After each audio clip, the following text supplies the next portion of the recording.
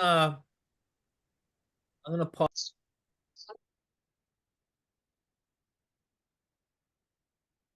Okay, do you want me to start with the introduction now? Yes.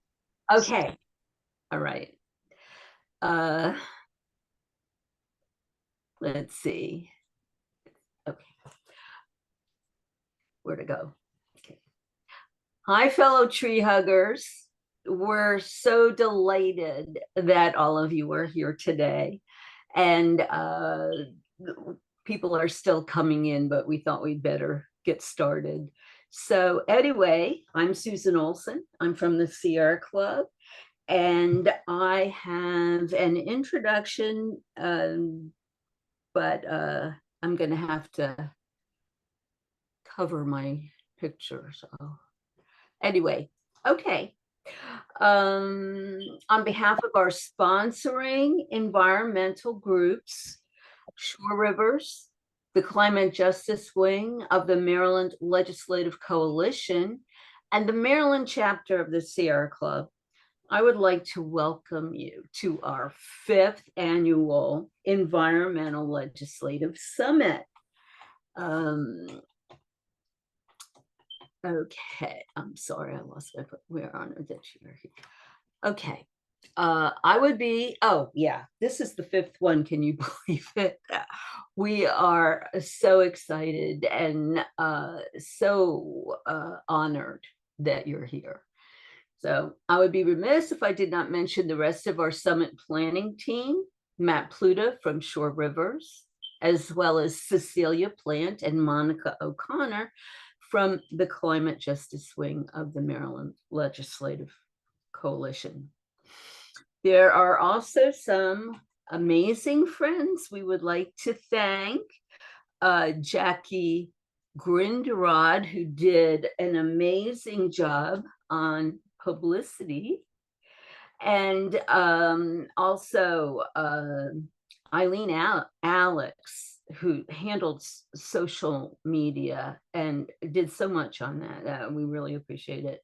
We also thank Cindy Dillon and Lori McGilroy for their work behind the scenes.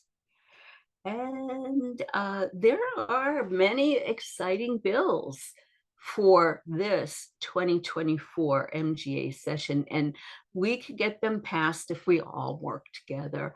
So please pick 1 or 2 bills to work on. We need testimony, op-eds, social media assistance, and anything else you can think of. So now I would like to introduce our awesome MC, Matt Pluta. And sorry.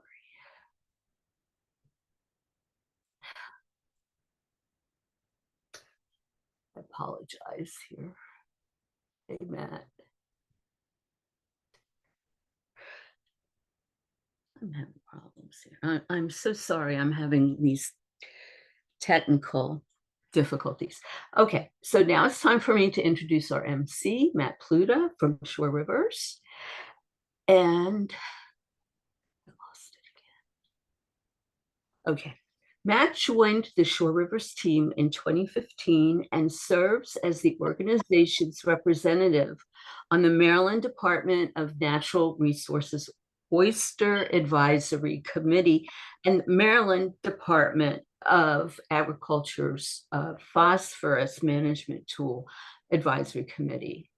He is also the Chesapeake Region representative for Waterkeeper Alliance's Waterkeeper Council and the chair of the Cambridge Clean Water Advisory Committee. As Choptank Riverkeeper and director of Riverkeeper programs, Matt is dedicated to safeguarding the long-term health of the river, guarding against illegal and harmful pollution, and building a stronger voice for the protection of the river's natural resources.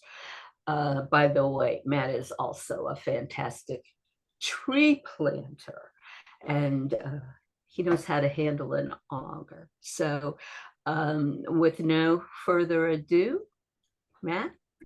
Susan, thank you so much for that introduction. I didn't expect you to tell everyone about my tree planting and augering skills, but welcome everybody to the 5th Annual Legislative Summit for the Climate and the Environment. As Susan said, my name is Matt Pluta. I'm your Choptank River Keeper with Shore Rivers. We're the leading voice for clean water on Maryland's Eastern Shore. And I'm excited that you're all here today. We have over 400 people RSVP'd, so it's our biggest legislative summit yet, and it's our 5th one. So we're really excited to be moving with this type of momentum. So thank you all for joining us today. I want to go ahead and thank the organizers today for giving us this awful weather. I'm not sure we'd have such good attendance if it wasn't such bad weather. So whether you're in the snow or rain, thanks for tuning in. I hope you're warm and have a good cup of tea or coffee with you because we've got a packed agenda. So big day planned. We have 10 legislators joining us today with lead advocates on each of their bills.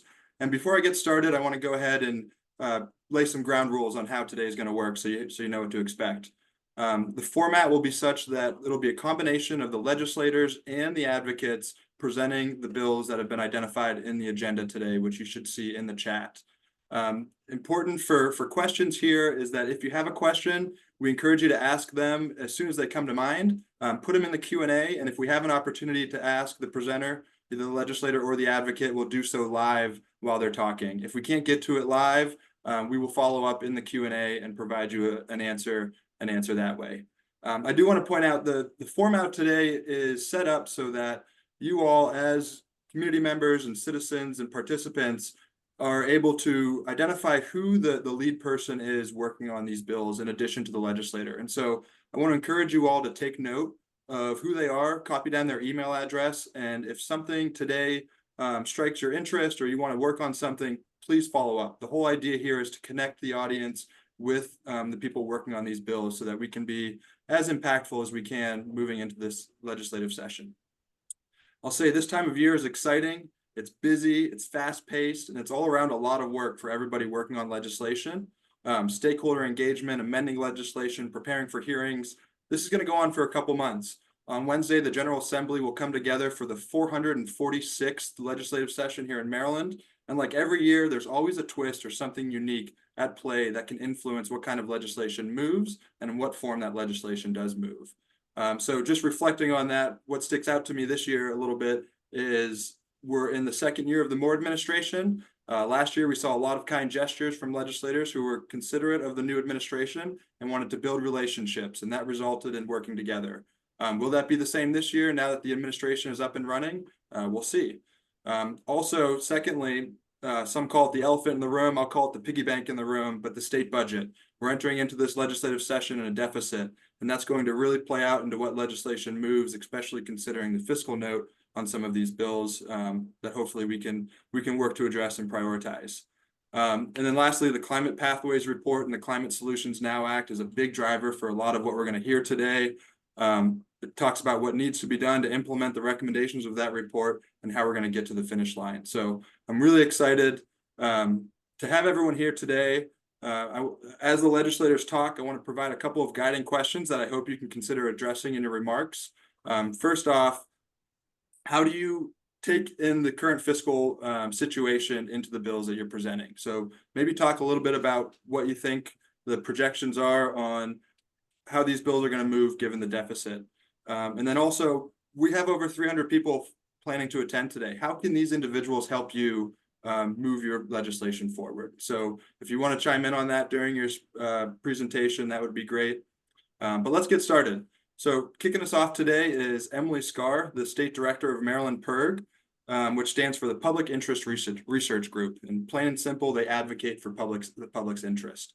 Emily has been the director for 10 years, advocating for the public's interest on issues related to stopping pollution from PFAS chemicals, the use of antibiotics in the agriculture, energy and energy efficiency, which brings us to our topic today, which is the Empower Reform Bill. So Emily, I'm going to go ahead and turn it over for you to give us an introduction and some background on the Empower Bill.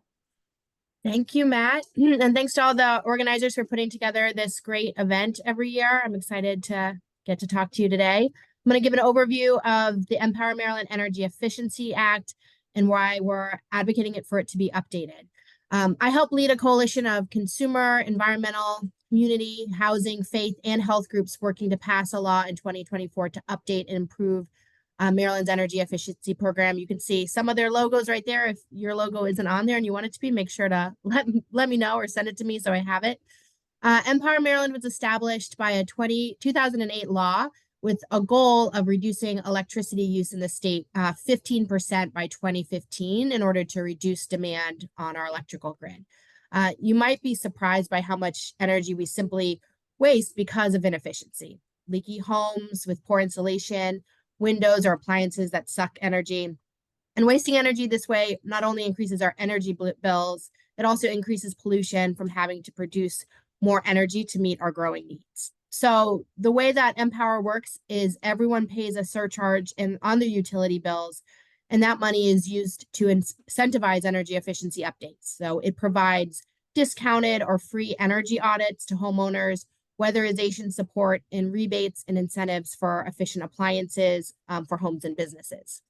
It aims to make the long-term more efficient choice, the more economically accessible choice, so households can make these investments in the efficiency of their homes, which has benefits obviously to the individual, but also to our state as a whole, and reduced demand on the grid and reduced infrastructure and pollution. So last year, Maryland PERC Foundation released a report, Energy Efficiency for Everyone, How to Supercharge Empower Maryland, which outlined the program's success as well as how it's fallen short in recent years. So you can go to the next slide.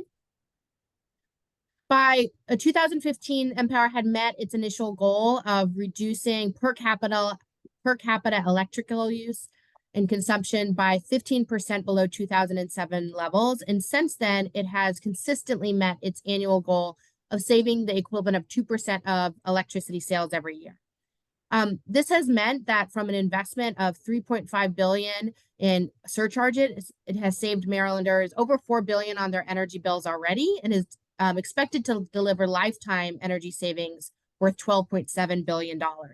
And the impact on the environment is huge as well. It's reduced greenhouse gas emissions by the equivalent of 9.6 million metric tons of carbon dioxide as of 2020, which is the equivalent of taking 2 million cars off the road for a year.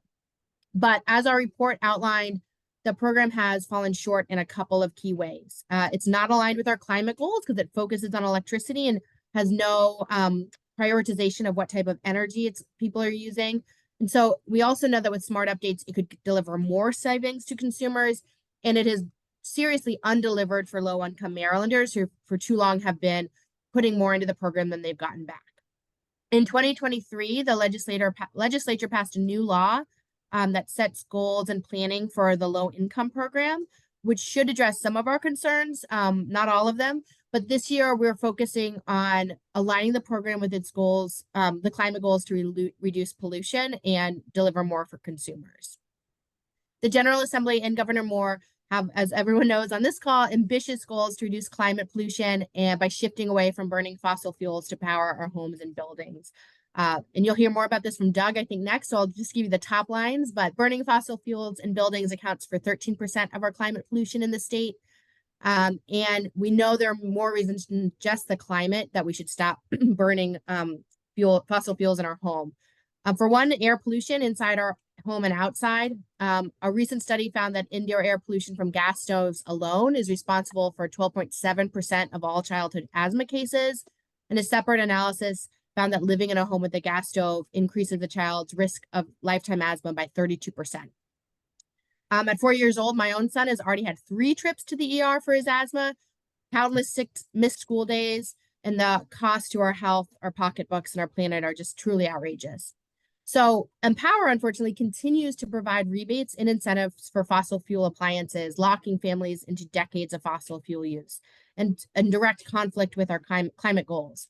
So Empower also does not include incentives for switching from an electric power for home heating and appliances to electric power for home heating appliances off of gas. So for example, I live in a home with a furnace, a very old gas furnace. If it were to die or I decided to replace it, I could get an incentive through my utility for a new gas furnace, but I can't get incentives to switch from gas to an electric heat pump, which creates an odd incentive for consumers to stick with gas. It also just, on its merits, makes no sense for the state to be subsidizing fossil fuel use at all. So In addition to being a better choice for indoor air quality on our planet, electric appliances like heat pumps and induction stoves are just vastly more efficient than their gas counterparts. For just a simple example, a heat pump are generally 3 to 5 times more efficient than conventional HVAC systems, which creates big energy savings. I haven't been able to switch my gas stove or heat furnace yet, but I got one of those plug-in induction cooktops, which I use for almost all my cooking. I highly recommend. It boils macaroni for your kids really fast. The next slide, please. So this is where we come in. Our goal in 2024 is simple. We want to adjust the Empower program to prioritize reducing pollution while maintaining the program's focus on energy efficiency. Because the cleanest energy of all is obviously the energy we don't use. So while I've talked a lot about electrification, we're also pushing the utilities to prioritize long-lasting savings through weatherization, insulation, good windows, as opposed to just quick fixes. So there's 6 key things we're calling on the legislature to do. First, keep what works by continuing to provide incentives and rebates for energy audits, weatherization, and appliances. Second, add those new incentives for switching to efficient electric appliances off of fossil fuels. Third, set a clear goal to cut pollution that harms our health and planet, making a shift from what currently is a goal on electrical use only. Fourth, stop spending ratepayer dollars on subsidies for polluting gas appliances and home heating. Fifth, we want to help low-income households take advantage of state and federal funds for energy efficiency and whole home retrofits by applying these changes to both the utility-run program of Empower as well as the program run by the Department of Housing, which particularly targets low-income households. And finally, we want to reduce the cost to ratepayers by right-sizing utility profits. Matt mentioned, obviously the economic situation in the state. The goal for this program is just to take what we're already spending and shift how we're spending it. So it shouldn't have a fiscal note and increase spending. The goals are just translating what we've been doing for electricity and shifting to greenhouse gas emissions. That doesn't mean we don't need to do more as far as electrification of our building, but this bill is just looking at that one component. Now is a great time to do this work. There are billions of dollars in new federal funding to help people improve the efficiency of their homes and transition to clean, efficient electric power and home heating. And we're hoping we can roll this money into Empower if we make these changes. We can do the next slide. So the Moore administration and his agencies, the Public Service Commission, our legislators in Annapolis do understand the need for reform. It was in the climate plan. The Public Service Commission has called for legislation. A similar bill passed the House last year, but didn't have time to get a vote in the state Senate. And so in 2024, we're supporting a bill that the Public Service Commission has requested. It's expected to be sponsored by Chair Brian Feldman in the Senate and Vice Chair Brian Crosby in the House, both who run committees that handle energy and are committed to moving the bill this session. We know, of course, that the Maryland utilities who profit off of selling energy don't support energy efficiency on their own and are going to be pushing back against a few of our coalition's priorities. We expect the gas utilities to push back against ending those gas incentives. We expect all utilities to push to try to profit off the program as much as possible. They, of course, want to figure out ways to meet their goals with as little as effort as possible, spending money on, as I said, quick fixes instead of long-term savings. And last year, there was a move to reduce Empower costs for Marylanders by right-sizing utility profits, and they're fighting tooth and nail to prevent that from happening. We think if there are profits tied to Empower at all, it should be tied to performance. And as I mentioned before, I do want to be clear that Empower alone shouldn't be the program that handles all of the electrification work we need to do statewide. The state will need new funding mechanisms to help transition all of our housing stock to electric, particularly for low-income Marylanders and for renters. But this program serves as a helpful piece, just not the whole puzzle. So we hope you will send a message to your legislators, join us for our kickoff, which is coming up later this month, and reach out if you want to get more involved. I have QR codes up there. You can use your phone's camera to point at them, and it should take you to our website. MarylandPIRG.org also has more information, and I can drop those links in the chat. Our website also has more information about how you can access those federal incentives in the new year. I don't know if I used my time or not, 8 seconds, so I probably don't have time for questions, but thanks so much for your time. Let me get you one, Emily. We've got one in here that might be able to address. So if gas is to be reduced, why has the state PSC agreed to give all of the little Exelons the right to raise ratepayer cost to update and extend their gas pipe network? Wish they hadn't. So Yes, that's referring to recently this month, or at least we have state law that allows the utilities to spend more on accelerating their gas infrastructure spending. The Public Service Commission just approved massive new spending from BG&E on their gas infrastructure, which is a big disappointment and will definitely lead to increased costs for ratepayers long term. The good news, however, is they are opening a proceeding on the future of gas, which will lay out a strategic plan for how to retire our gas system in a way that protects ratepayers and the planet.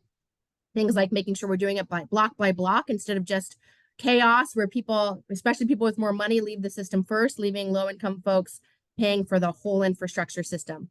A very simplified message. That we expect to hear from them soon on the details on that future of gas proceeding.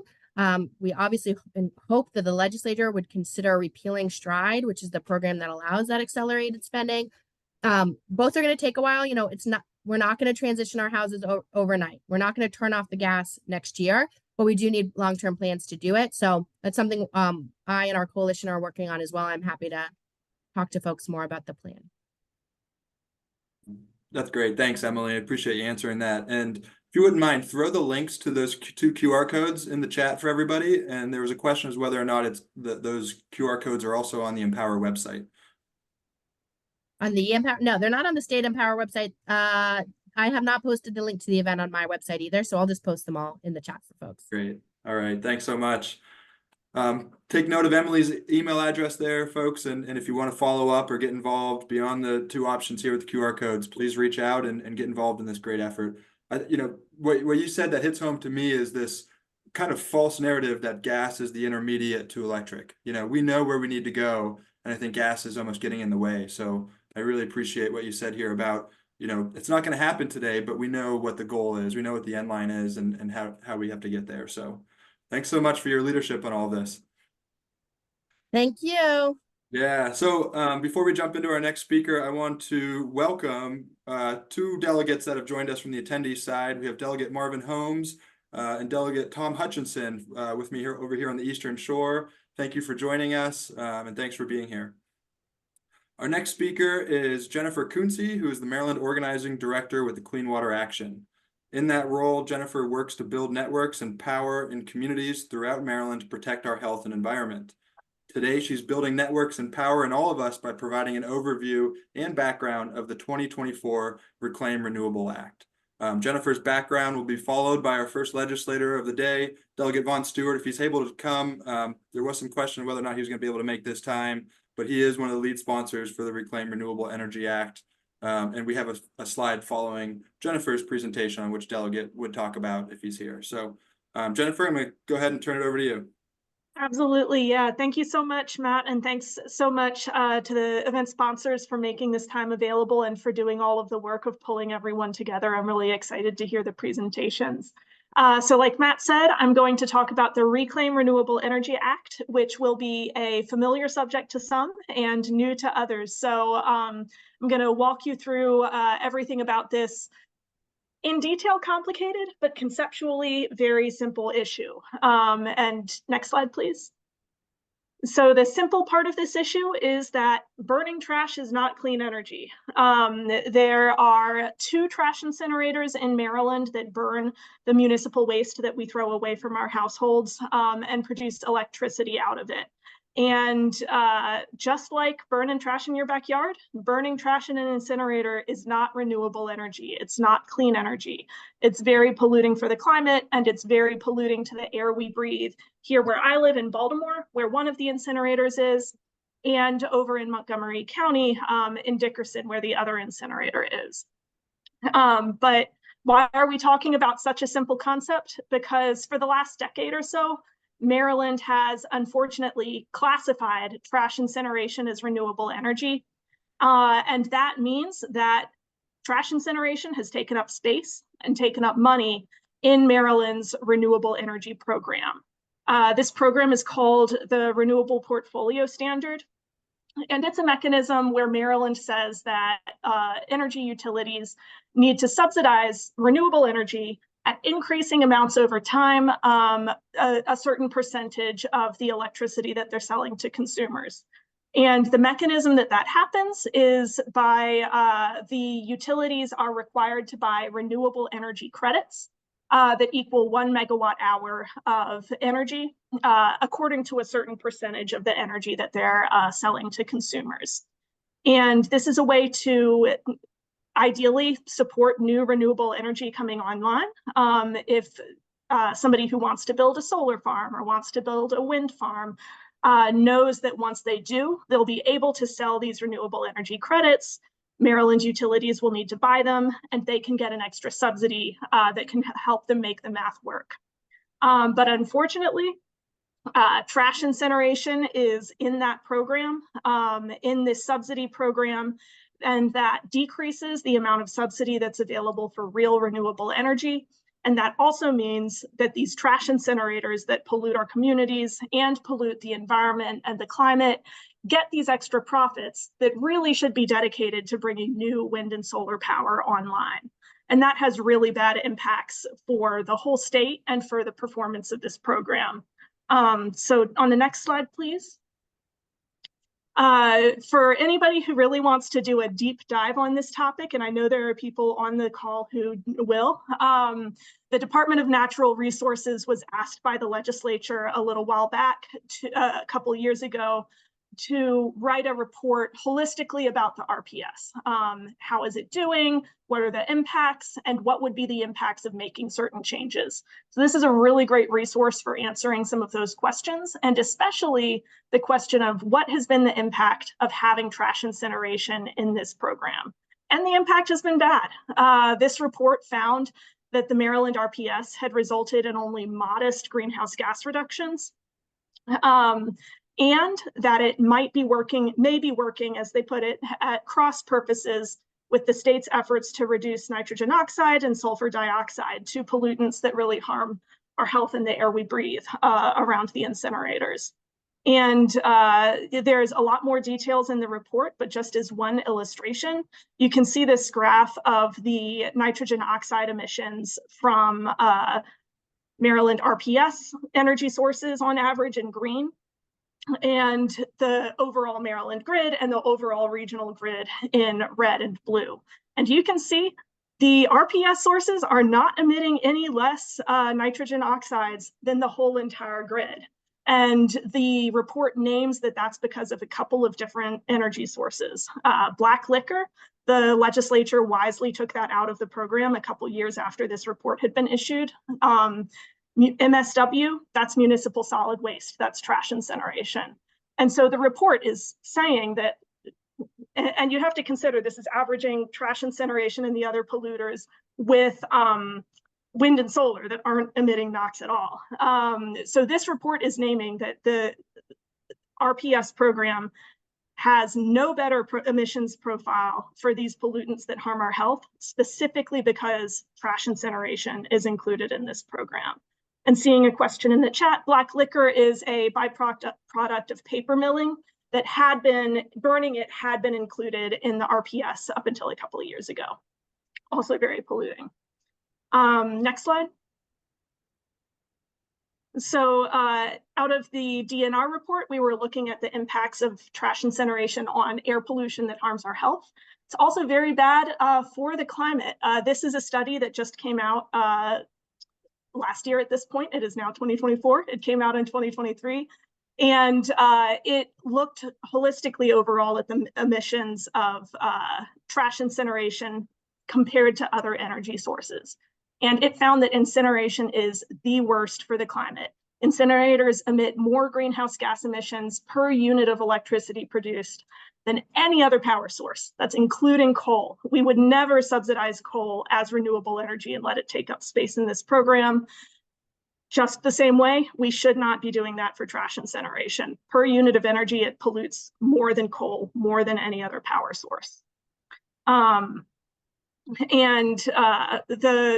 really big harm of that is that it is taking away money that should be going to subsidize real renewable energy. Moving on to the next slide. So this, it can be really hard because this is a sort of complicated market-based subsidy program. It can be hard sometimes to conceptualize, okay, well, what does it actually mean that our incineration counts in this program? Sure, the incinerators get some extra profit, but what's the harm? And the harm is wasted money. So this is taking a look at how much money has gone to the 3 trash incinerators that are subsidized in this program in the past couple of years. And overall, in the last 3 years, $51 million out of our money that we pay for as Marylanders has gone to profit these 3 trash incinerators. I want to point out a couple of things about this data. One, I think there's a lot of attention always on Baltimore and what would be the impact of taking eliminating incineration with this program on Baltimore. Baltimore gets the least amount of subsidy. The Montgomery County incinerator last year got twice as much. An incinerator in Lorton, Virginia, which we also subsidize with the Maryland program, got 3 times as much. And that's really a huge waste of money. And then also, I want to point out that that amount of subsidy is increasing over time. We're not getting more electricity from this program from the incinerators, but we're paying a whole lot more money. And that's really, really a big problem. And so it's really important, especially with this trend line over the past couple of years, as utilities are required to buy more and more RECs and the price per REC goes up and up and up. We have to stop this amount of money being wasted right now before it keeps getting worse and worse. So moving on to the next slide. I mentioned a lot of times people wonder, well, what would be the impact on Baltimore or on Montgomery County or any local government that uses an incinerator if this bill passes? Would the bill shut the incinerator down? Would it cause a trash crisis? And the answer is no. Trash incinerators have multiple different revenue streams, from the tip fees that they charge to drop waste off, to the electricity that they sell on the grid separately from selling the RECs. And this is not their only revenue stream.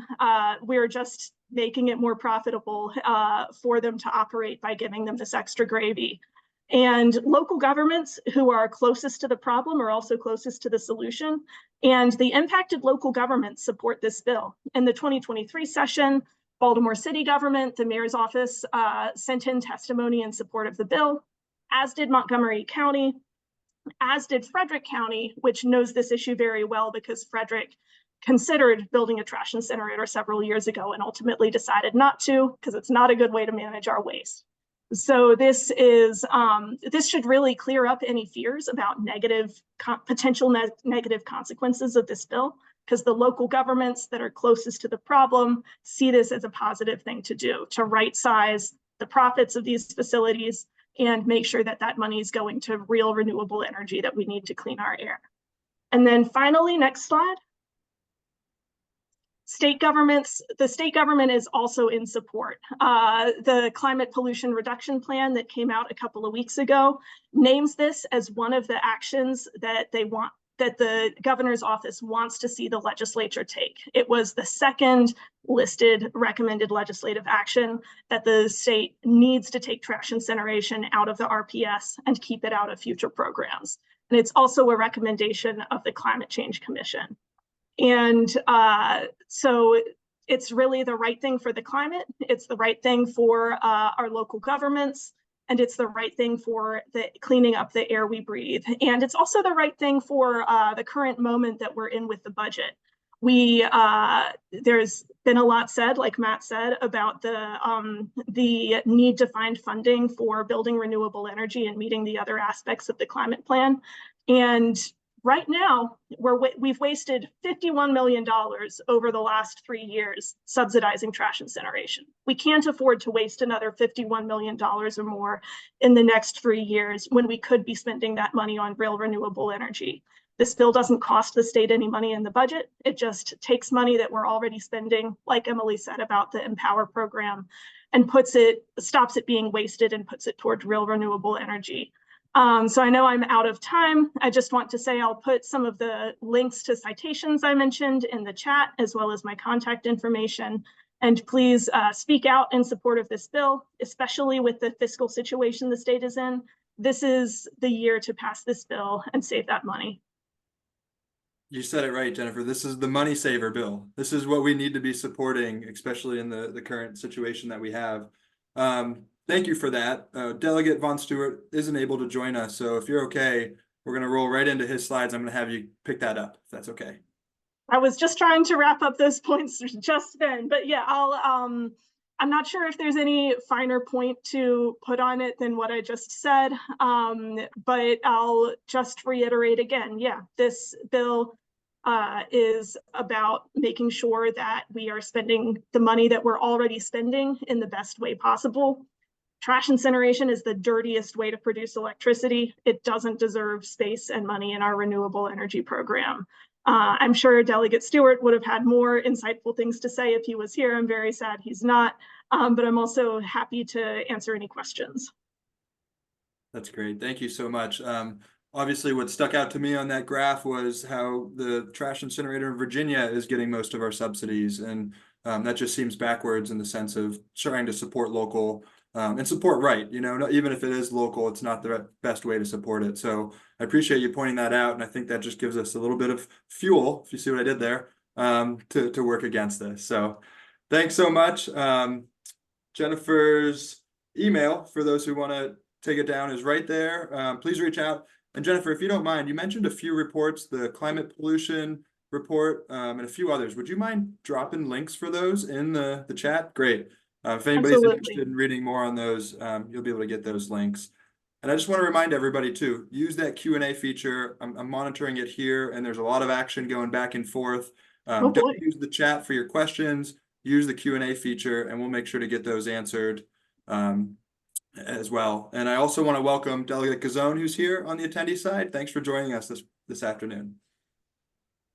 So moving into our first legislator presenter today, we have Senator Benjamin Brooks joining us from District 10 in Baltimore County. Senator Brooks serves on the Education, Energy, and Environment Committee of the Senate, also referred to as EEE, if you're on the inside in the know of that. The senator first served in the House of Delegates starting in 2015, which, ironically enough, through my research, a lot of the delegates presenting today started around 2015. So that must have been a big year for incoming legislators. But in 2023 was the senator's first time in the Senate. Senator Brooks also serves on the Solar Incentive Task Force. We hear solar so much in these conversations today. And he's also on the Joint Committee on Program Open Space and Agricultural Land Conservation. I'd be remiss to say, or to not say, that Senator Brooks received a 100% score in the Maryland League of Conservation 2023 scorecard, where he's also recognized as a green champion for his work sponsoring the community solar bill. So Senator Brooks, you're going to talk to us today about the Better Buildings Act of 2024, which the lead advocate for that is Doug Sigling, who's also here with us today. So Senator, I'm going to turn it over to you. Okay, thanks, Matt. And certainly it was a pleasure to be here with everyone. Yeah, we, as we know, we're trying to reduce our CO2 emissions and whatnot, and try to obtain those what I call, well, some might say lofty goals, but if we don't get out there and try, we'll never reach those goals. Yeah. But the Better Build Act of 2024, and primarily, as we know, Maryland must reduce its carbon emission by 60% of the 2006 levels by 2031. And this was definitely supported strongly by the governor. And we're also trying to become carbon neutral by 2045.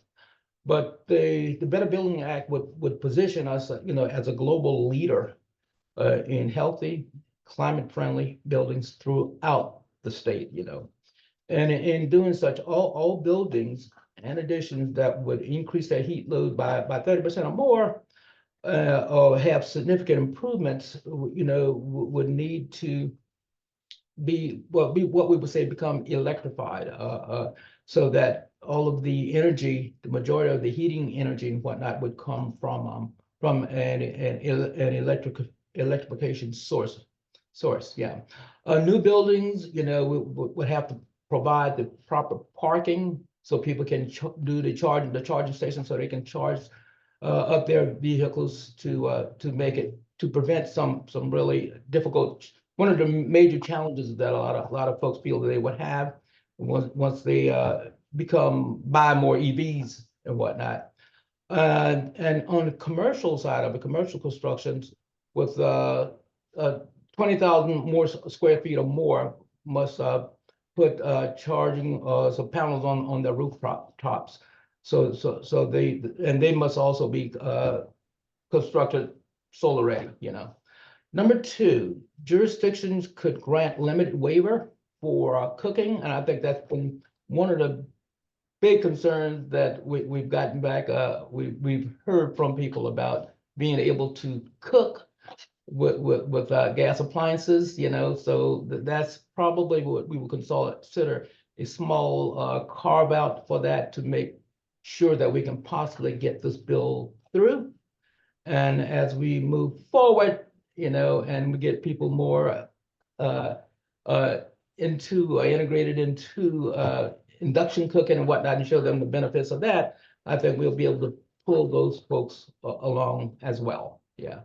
So, but this bill is a big bill, and as we know there going to be some pushback, but I think with articulating all the major benefits from this bill, I think there's a great possibility that we can sort of get this across the fence.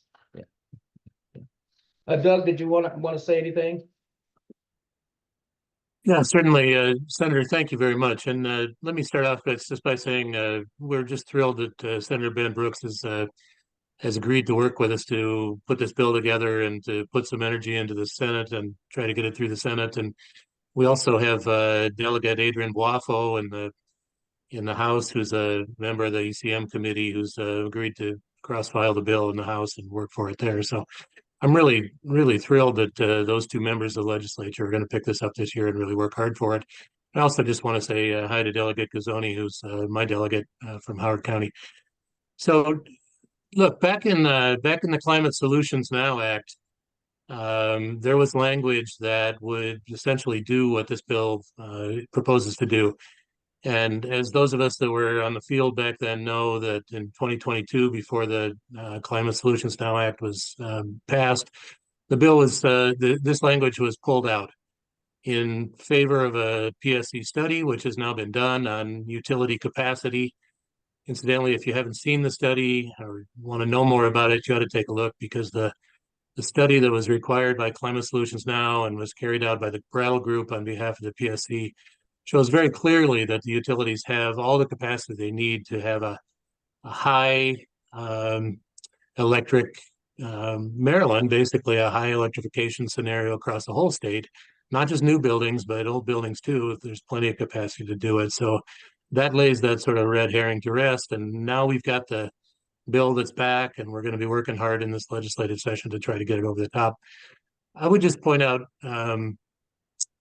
three things. One is the bill would electrify almost all new buildings in the state of Maryland. It doesn't go back to current buildings. It's what Emily was talking about earlier. There's going to have to be power reform and other ways to get back to retrofits of existing buildings. This is just about new construction across the state. Secondly, and Senator Brooks didn't touch on this, but I want to make sure that people understand it, it has some new energy efficiency standards that new buildings would have to meet as well. And that's going to be really important for us to save energy. And we're using very objective measures by the U.S. Department of Energy to figure out what a new building's energy use is going to be. And there's going to be an increasingly rigorous requirements for energy efficiency that will result in net zero energy in new buildings permitted after 2035. So on one hand, we're going to be electrifying all new buildings. On the other hand, we're going to be doing energy savings. And the third piece that I just want to focus on here for a moment is that, as Senator Brooks said, new commercial buildings with a 20,000 square foot footprint would be required to be solar ready. And I think many of them would choose to just do solar at the same time they're doing the construction of the building. And lastly, all new buildings, residential and commercial, that provide parking would have to be EV capable, or EV ready, or actually put EV charging stations in. So it's an ambitious bill.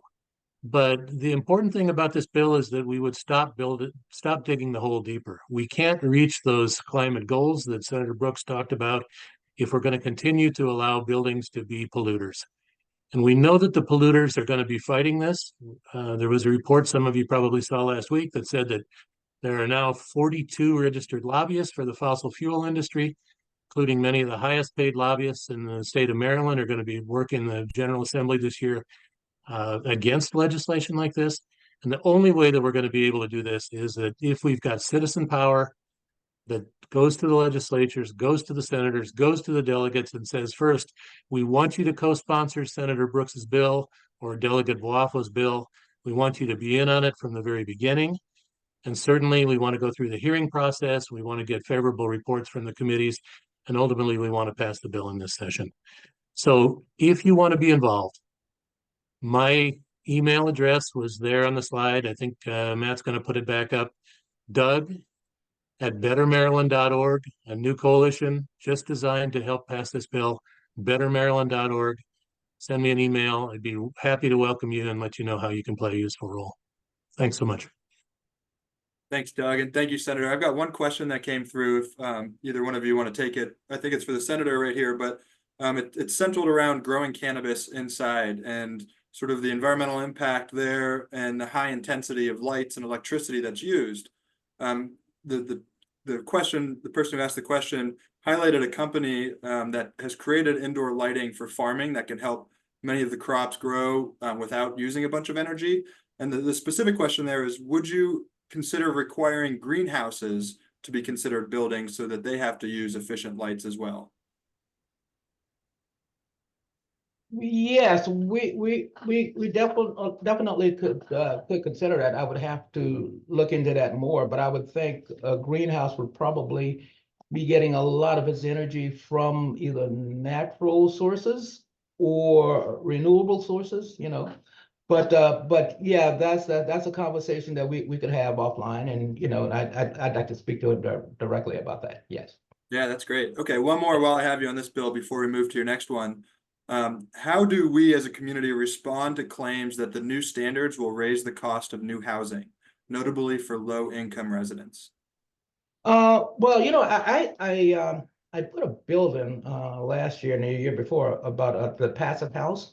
And primarily what a passive house would do, it could reduce your energy usage by about 90%. You know, I went up to Philadelphia, Pittsburgh, probably this is like pre-COVID, 2019. And I toured one and I looked at one. And what you're doing is through insulation, and they have what we call an envelope. Everything that's on the inside of that envelope, you want to keep it inside, and things on the outside, you want to keep it outside.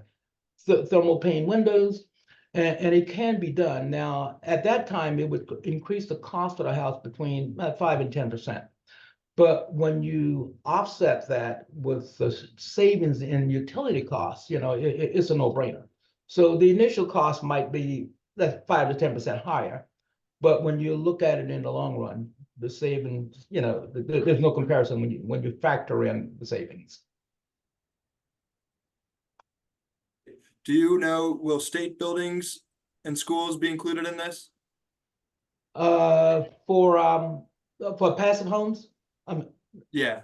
Oh, okay. Well, the states, yeah, we would definitely be doing what we can do to mitigate usage, because of course we at the state we pay for energy as well, and so we want to keep those costs down as well. And there was a bill in that would require us schools and other government buildings to, if they can, install solar panels to get their energy from renewable sources.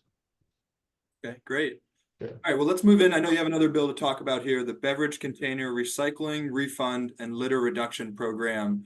Joining you today is Martha Ainsworth with the Sierra Club, who I'll point out is also a sponsoring organization of today's legislative summit. So thank you, Martha. Thank you, Sierra Club. Of course, thank you, Senator. Do you want to go ahead and touch on that bill? I most certainly do. Yes.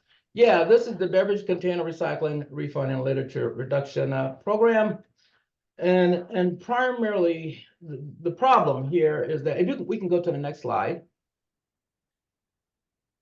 Yeah, the problem here is that 5.2 billion beverage containers are sold in Maryland, but were sold in Maryland in 2019, and only 1.2 billion were recycled, or 23%.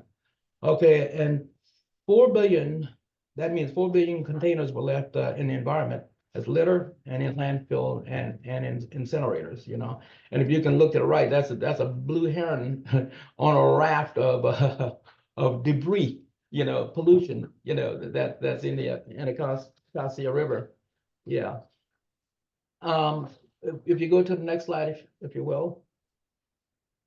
Now, what this bill will do, a small deposit is added to the price of glass, plastic, and metal beverage containers between 10 and 15 cents. The deposit is refunded when the containers are returned to to a convenient retailer or a redemption facility a place for recycling. The program is implemented and financed by beverage producers with enforcement targets and strong oversight by the Maryland Department of Environment. Okay, similar programs have been operating in 10 U.S. states for decades, and you can see those states right there on the right side. The impact: recovery of greater than 9% of the beverage containers, or 3.5 billion fewer wasted containers per year. Okay, reduction in litter and improvement in water quality. It reduces costs to local governments. It increases the availability of high quality food grade material containers, and it increases investments in refillable beverage containers. I remember when I was a lad, you know, of course, the industry at that time, glass, yeah, but they used to give you a 5 cents, they used to charge you 5 cents more per container, and you could not find a bottle or some other container on you know, thrown away, because those individuals, everybody realized that was money that was being thrown. Matter of fact, as a lad, we used to go out and look and seek and pick up those containers just to get some refund deposits on them. Yeah, but I think this will go a long way in helping address this major concern that we have with pollution, and it will incentivize people to accurately or properly, you know, dispose of their of these containers. Yeah, yeah. All righty, Mr. Martha, do you want to add on to this?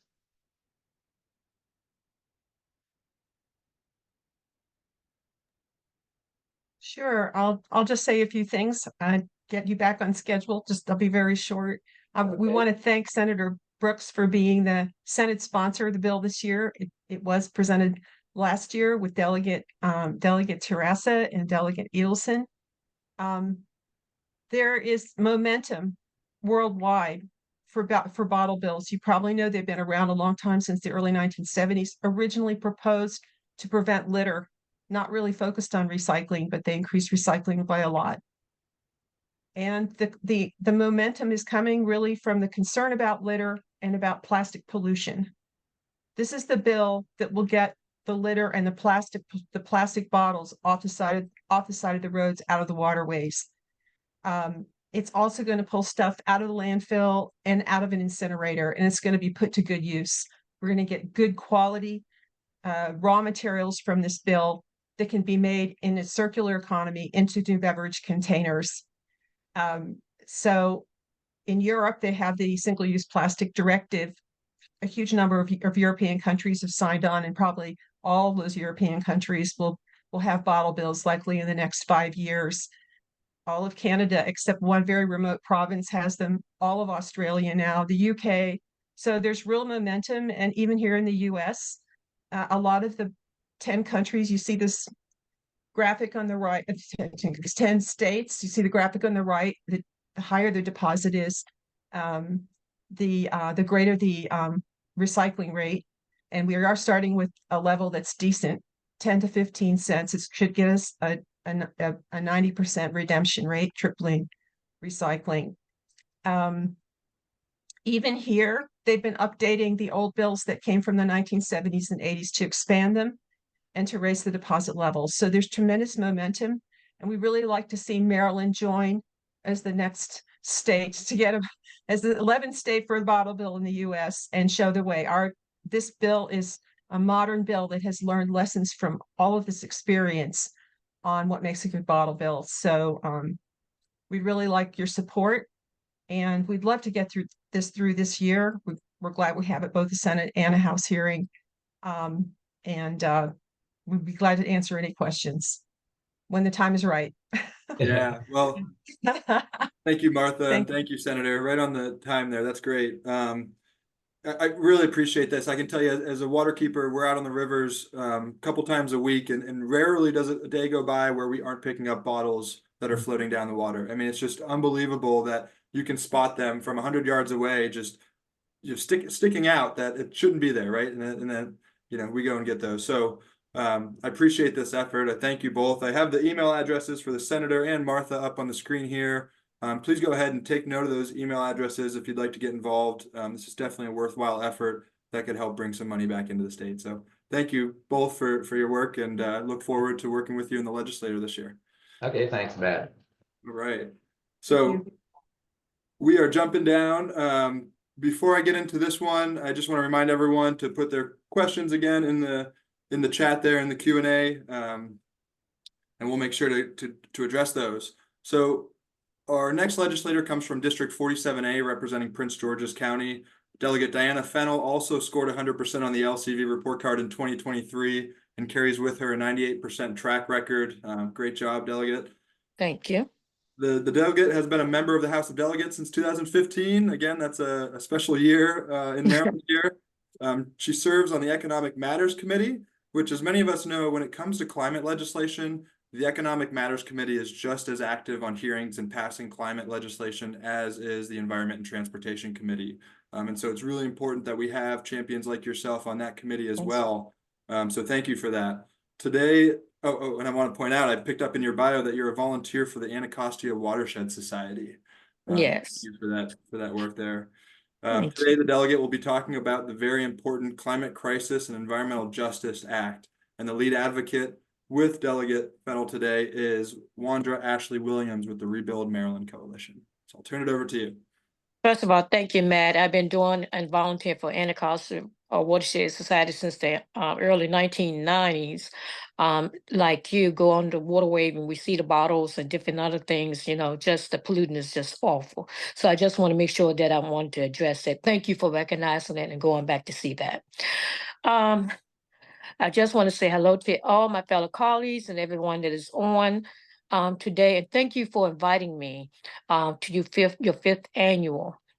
I just want to say that I am actually honored that I was asked to do this bill in reference to the climate, the climax in reference to the changes that we're trying to get done. As you know, the climate changes possess, is the significant environment challenges in the history by endangering our health, our economy, and our well-being of the future generation. So, one of the things that we're going to be doing in reference to addressing is the unhealthy climate violations of our rights to life and to the underserved communities. And because we want to be able to, for them to be sustainable. So the climate alteration, we are largely it's fueled by emissions. As you know, I think I'm gonna bring up something. California is zero emission by 2035. I just want to say that, but we want to say from fossil fuels, natural gas, petroleum, and coal, and transportation and heating system, which threatens the future of our children, the economy, and our infrastructure. And I want to say that too, as you know, Matt, we stated that I'm over here by the Anacostia, but we also have a plant that is a building over here that is caused a lot of our children and people asthma. Also, we'll talk about that offline. So one of the things we want to do is hold our polluters accountable for what they do.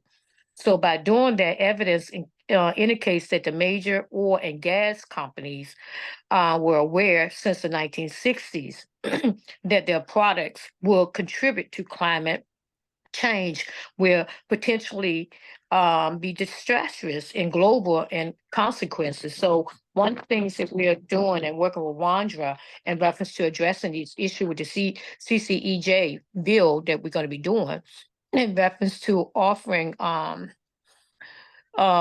marketplace based upon solutions to address these threats, specifically here in the state of Maryland. What we want to do is encourage the reduction of fossil fuel and emissions by, positioning Maryland on a practical pathway that is sustainable and vibrant for the economy. We would generate billions of dollars for investment in reference to clean energy infrastructure, supporting the greenhouse gas emission reduction goals, and also outlined in the climate solution for the new act of 2022. So to be able to focus on the communities that is, we're really low to moderate that is affected by this climate change, and historically in pollution, and prioritizing the area like, the urban communities for, this target support. So by doing that, we want to make sure that we talk about in reference to making sure that we can have monies for people that wants to be able to not have gas, to be able to go into electric without having them to be able to pay the cost. There should be some type of incentive that they can be able to have that money that's already put away to be able to do so. So those are some of the things that I'll be working with Wandra on in reference to the bill that I'm proposing to the state, to ECM. So basically that's it. Wandra, is there anything that you want to add? Is she there? Or did y'all hear me? Hello? I'm sorry, I just had to come off of mute. Oh, okay, I'm sorry. I just want to make sure I wasn't on mute because I'm working with this phone. No, that's cool. But then I need to turn my phone off. Yeah, I do want to just talk about really briefly how the bill works, and to just say that we are thrilled to have Delegate as a sponsor of this bill, a champion for this legislation, because it is so needed in this state. The CCEJ incentivizes the reduction of fossil fuel emissions by charging the polluters a generally increasing fee on non-transportation fuel and transportation fuel, non-transportation building, heat, and transportation at the pump. The total revenue from this fee is estimated to be about $18 billion by 2034. That's in 10 years. The fossil fuel companies pay the fee, not Maryland citizens. Revenue from the fossil fuel fee will establish two separate funds, as the delegate alluded to. The benefits fund and the infrastructure fund. The benefits fund, 50% of the total revenue will go to the benefits fund, and it's directed to low and moderate income households and energy intense trade exposed businesses to protect them from harm directly to the household. The other 50% of the total revenue will go to the climate crisis infrastructure fund to invest in projects directly located in disproportionately affected communities, to county and municipal governments to develop their climate action plans and help implement them, and for projects to mitigate GHG emissions and build resilience. To further protect underserved and underrepresented consumers, the CCEJ includes a no pass-through provision that prohibits passing the fee to the end user. And I just want to answer Matt's question briefly by saying the CCEJ is a great revenue source for this state, given the shortfall that we're looking at in revenue in the next few years. It will generate almost, as I said, $1 billion in 10 years. So that's $1.5 billion on average a year.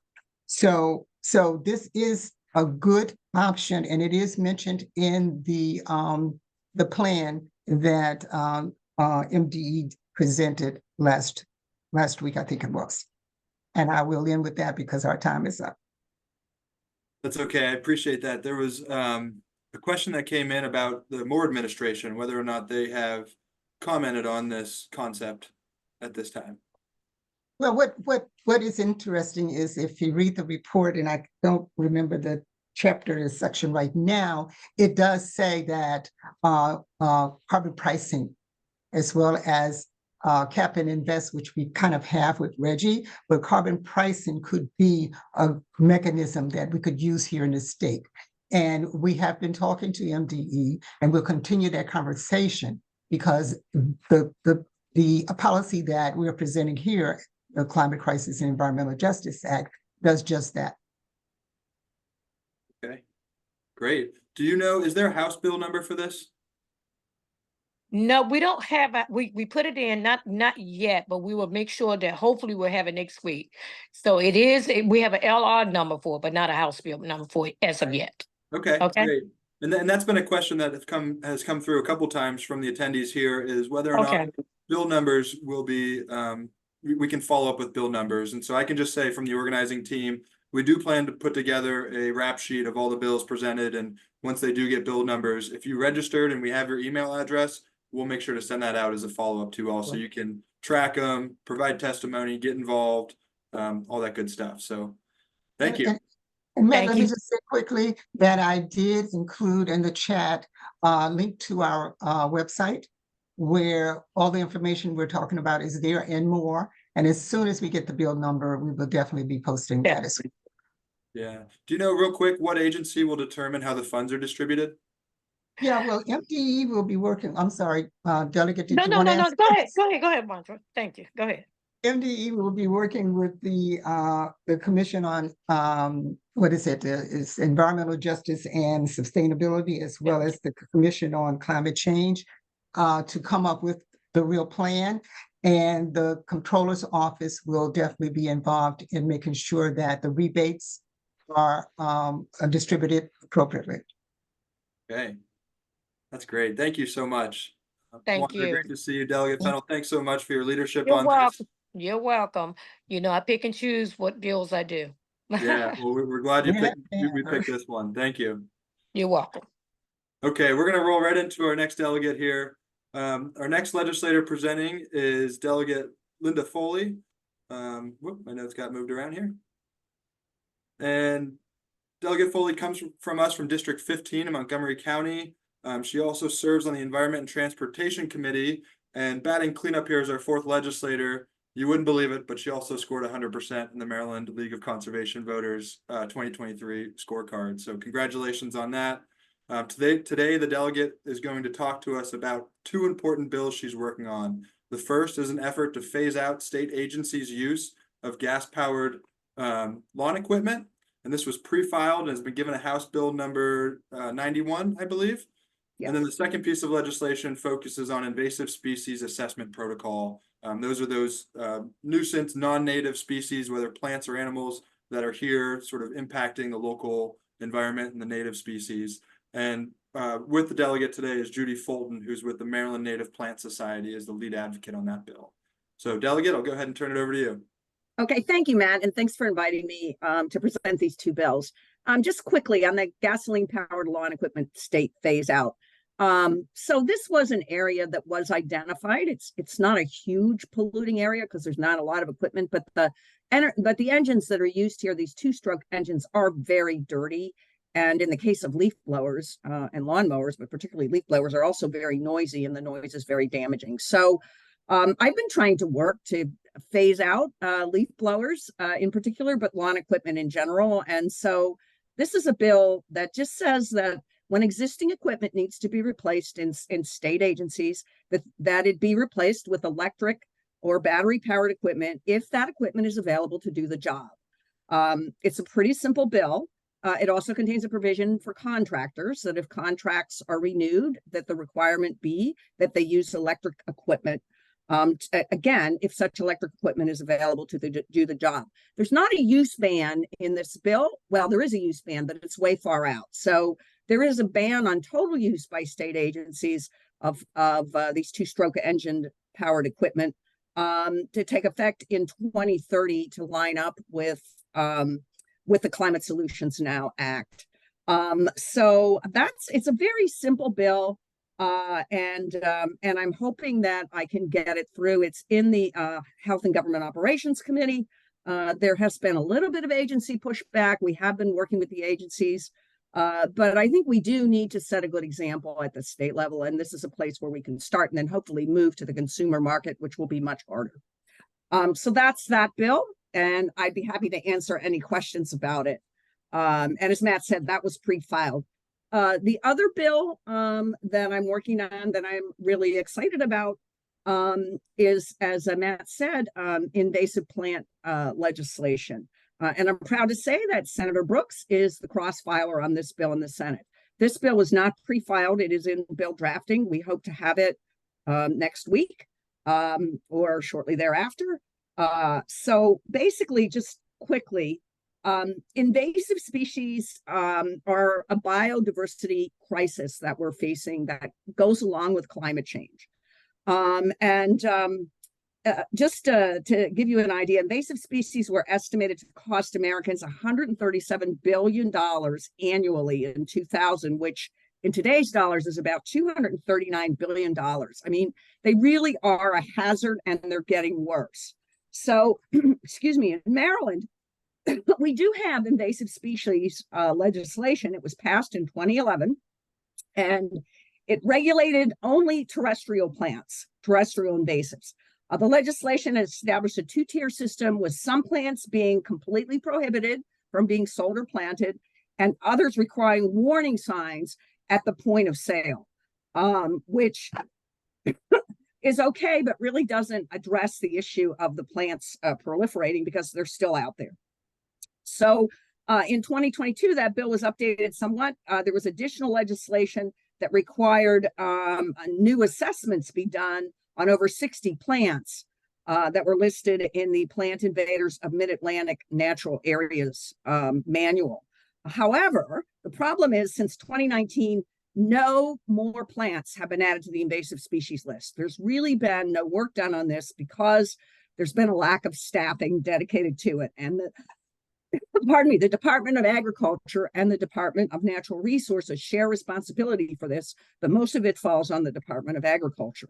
And they just have not had the resources to be able to do anything in this area. So as a result, in the 12 years since the original legislation was enacted, only 6 plants have been banned in the state of Maryland, only 6. And 13 have been listed in tier 2, i.e. they're allowed to be sold, they're allowed to be planted, but there's a sign at point of sale saying this is an invasive species and you shouldn't buy it. So, excuse me, the goals of the 2024 legislation that Senator Brooks and I are proposing would prohibit harmful invasive plants from being propagated, purchased, or sold in Maryland, total ban.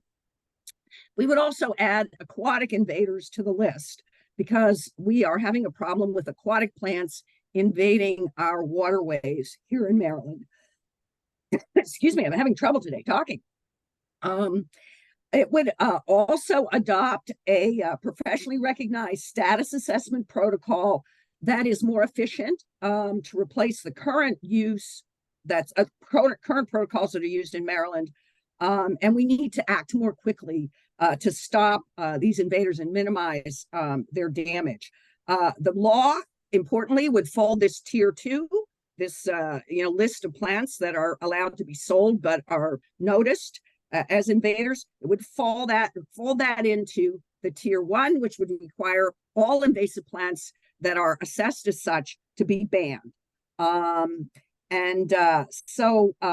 The final thing that it would do is the law also provides for minimal additional staffing at MDA and possibly DNR to help deal with this.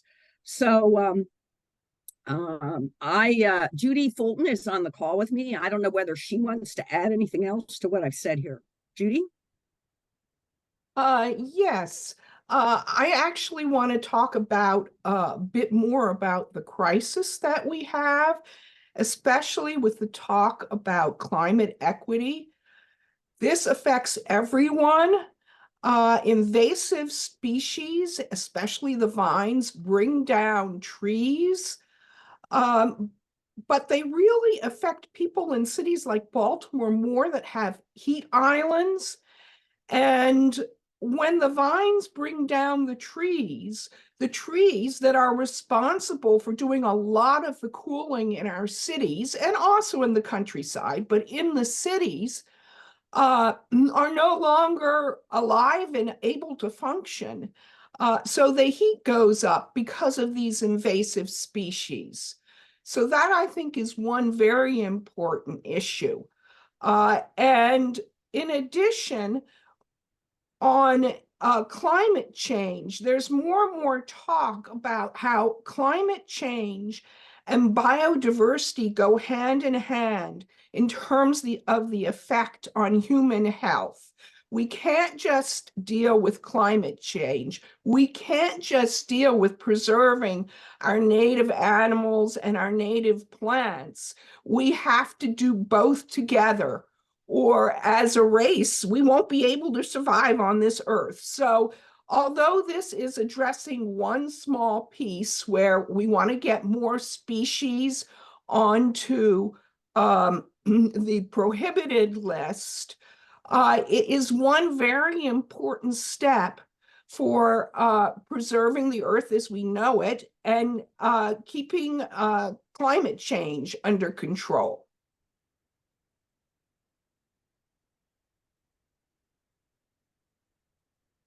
Delegate Foley, would you like me to address other issues here? Why don't we see what the questions are? Judy? Yeah, well, I'll say that's a really important context, Judy, and thanks for bringing that and connecting those two.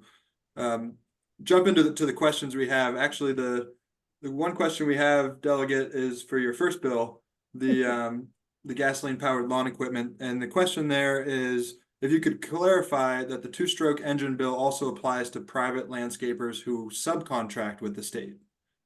It would address that, yes. It would Private contractors who subcontract with the state, that we would require the state, when those contracts come up for renewal or when there are new contracts signed, that they be required to use electric equipment and not the two-stroke engine, where that's possible. I mean, you know, for example, some equipment it's not, because the technology just isn't there.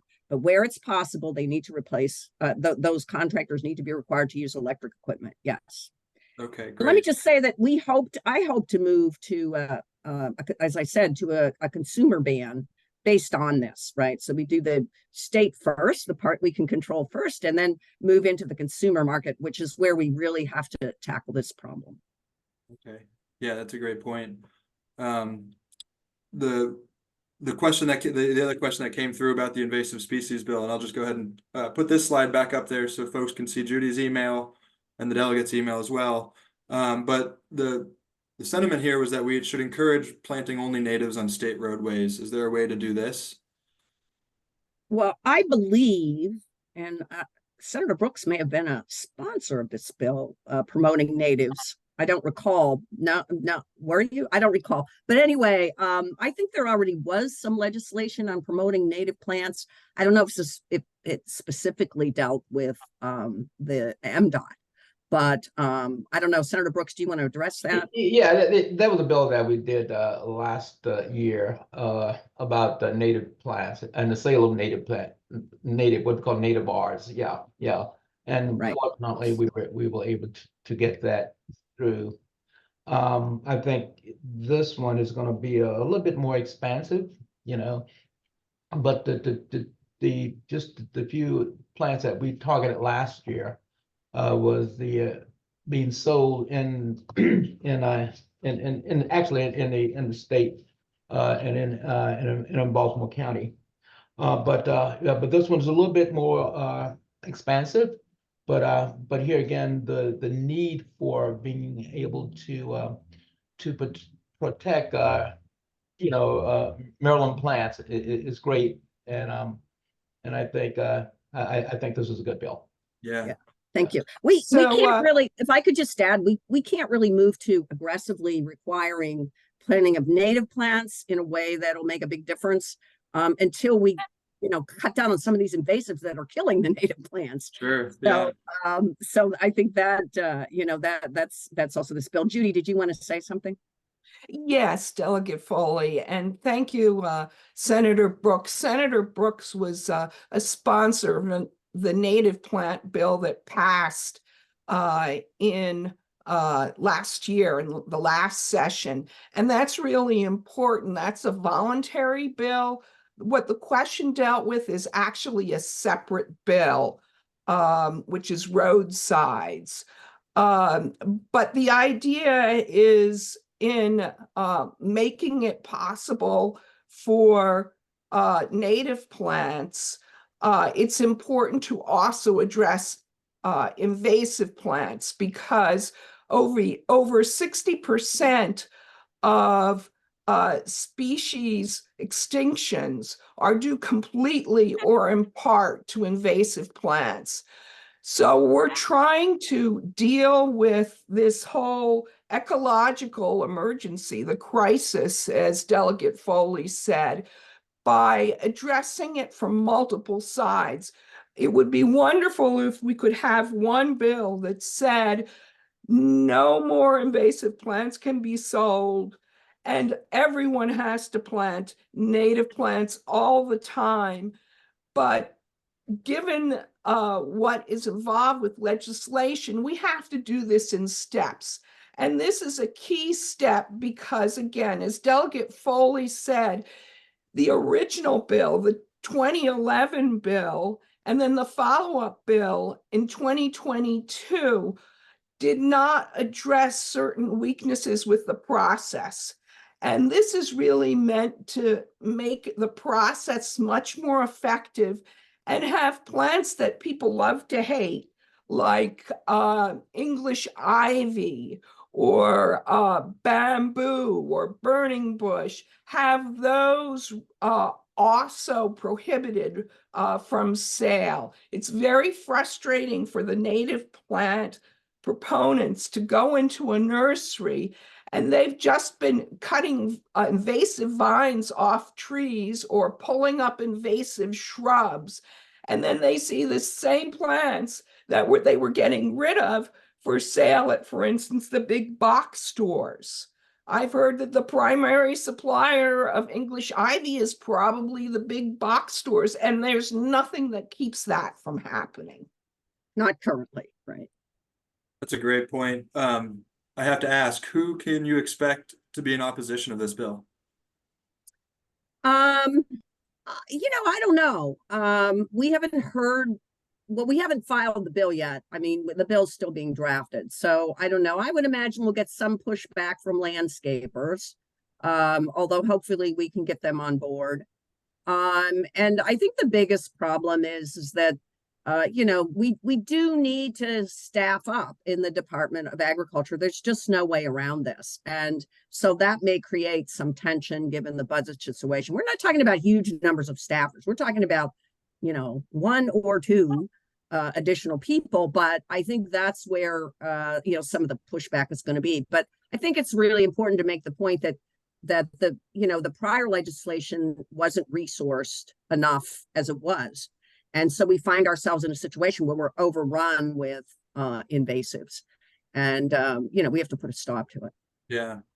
Yeah, that's great. Thank you for both of these pieces of legislation. I hope this one gets filed with the first one. I'll just follow up and I want to thank Delegate Boyce, actually, who chimed in to remind me that Delegate Ruth has a state highway bill focused on non-natives and invasives. So that's a good time for me to plug for you all. If you didn't know, this is a 2-day legislative summit. The weather is going to be equally as bad tomorrow, I hear. So we're going to see you all here again tomorrow, 2 o'clock, where we're going to focus on environment and water quality focused bill. So keep that on your agenda as well. And Delegate Foley, thank you so much. Judy, thanks so much for your input. I've got the email addresses here, and I appreciate what both of you are doing. Thank you. Thank you. Thank you for allowing us to present this. And thank you, Senator Brooks, for your cross file on this. And thank you so much, Delegate Foley. You're just wonderful in being the sponsor for this. Thank you, and thank you, Senator Brooks. Thank you. You're quite welcomed. Great. All right, we're going to move into our fifth legislator of the day here.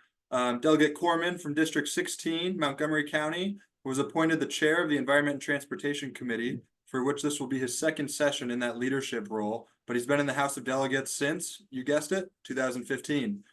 We welcome Chairman Corman today to talk to us, not so much about a specific piece of legislation, but in light of the transportation budget being reduced significantly by $3.3 billion this year, what is the state of transportation going to be in 2024? We know that transportation is the single largest greenhouse gas emission generator in Maryland, representing 35% of the total greenhouse gas emissions. And the 2023 MDOT Climate Pollution Reduction Plan identifies strategies for meeting the goals of the Climate Solutions Now Act, but with a reduced budget, how can we be assured that these strategies will be executed? Chairman Corman, I'm going to turn it over to you to talk to us about the state of transportation in Maryland, your outlook on any 2024 transportation legislation aimed at addressing climate pollution, and guidance from you on what the audience and even the members of the General Assembly here can do to need and what they need to know about. So Chairman Corman, the floor is yours. Great. Thanks, Matt. I appreciate it. I should say this is actually my first session, going into my first session chairing the committee. Kumar Barve has been the long-serving chair, and he just left us at the end of the 2023 legislative session. So I'm filling his shoes. But thank you for having me, and congrats on picking the perfect day where we all want to be inside on a Zoom and not out doing other things. I do want to shout out Regina Boyce, the new vice chair of the Environment and Transportation Committee, and a number of members of the committee, including Delegate Foley, who just spoke. I know Delegate Stewart spoke earlier. I know Delegate Love is speaking, Delegate Ruth, many others on your agenda, which shows that the Environment and Transportation Committee is obviously going to be quite active this year. In fact, the pre-filed bills were released yesterday, and 68 of them are assigned to the Environment and Transportation Committee, more than any other committee in the House. So we have our work cut out for us. I view the transportation discussion, as Matt kind of laid out, in the context of our ambitious climate goals in the state of Maryland. The Climate Solutions Now Act, puts us on a course to try to go net zero by 2045, and transportation is the largest sector of greenhouse gas emissions. And so we're in the season of implementation when it comes to our environmental goals and our climate goals. And obviously there's a few different streams of that. One is executive and all the actions that more administration can take through the rulemaking process and on their own. Another is kind of a combo between the Moore administration and the legislature, which is the budget side of things. And we saw in the Climate Action Plan, or the Climate Pollution Reduction Plan, I think they titled it, at the very end of last year, between Christmas and New Year's, that the administration has identified about $1 billion a year need to meet our goals. And so we'll have a lot of discussion about how to prioritize that $1 billion in the context of a lot of other needs, including transportation, which I'll talk about in a moment. And then all sorts of legislative tweaks that need to take place to help us meet our goals. For example, switching our zero emission vehicle incentive to a point of sale rebate, as opposed to one where the consumer goes home and files a bunch of paperwork later and hopes they get a check from the state. Legislation about removing harmful materials from the renewable portfolio standard. You heard a great bill from Delegate Foley about reducing the state's contribution to greenhouse gases through our off-road equipment, and all sorts of other things. I'll have a piece of legislation on how we do charging in homeowners association, condo board, and co-op governed buildings and communities. So there's a lot of legislative tweaks we need to do, and we can't go backwards. And that's part of why I want to discuss sort of the transportation situation. The administration made clear back on September 1st, when they submitted their draft transportation budget, that there were real problems. Unfortunately, for the first time, as far as anyone can tell in Maryland's history, they submitted an unbalanced plan back in September. Now, they did come back a couple of months later in early December and start the real conversation by showing what a balanced plan would look like. And those were the cuts Matt was describing, approximately $500 million a year over the 6-year program. And frankly, those cuts and the program they put out is before we fund a lot of things we know we want to do, like the Red Line in Baltimore, and Mark Rail improvements and a whole host of other priorities. Now, when you look at the reductions the administration's put out, you may look at that and say, wow, there are some of those I like. A 13% reduction in roads and bridges may sound attractive if your goal is to see a reduction in vehicle miles traveled. And I know you're going to hear about a bill right after me about the need to reduce vehicle miles traveled or VMT. The problem is, in addition to no one liking potholes, that reduction in roads and bridges also includes removing construction for a lot of multimodal projects that are useful for walkability and accessing transit, bicycles, and so forth. So even the ones that sound good have a lot of problems. But then there are some that, I think to this audience just will be completely unacceptable. An 8% reduction in the Maryland Transit Administration's operating budget means eliminating the state's commuter bus network. It means reducing Brunswick line service through Montgomery County into Frederick County. It means cutting local transit service in Baltimore City. And it also means reducing local operating transit support around the state, which for my county is a $17 million reduction for our ride-on bus program, which is significant. And then, of course, there's the capital, including maintenance and construction transit cuts, which are, extremely problematic and really work counter not only to our climate goals, but previous legislation we've passed, where we've said, no, we're going to require reinvestment in our Baltimore area transit system because we haven't been keeping it up the way we need to. I will say the December draft that came out includes some sorely needed additional funds for the transit system that serves my district, the Metro system, the WMATA system, of which Maryland is a partner.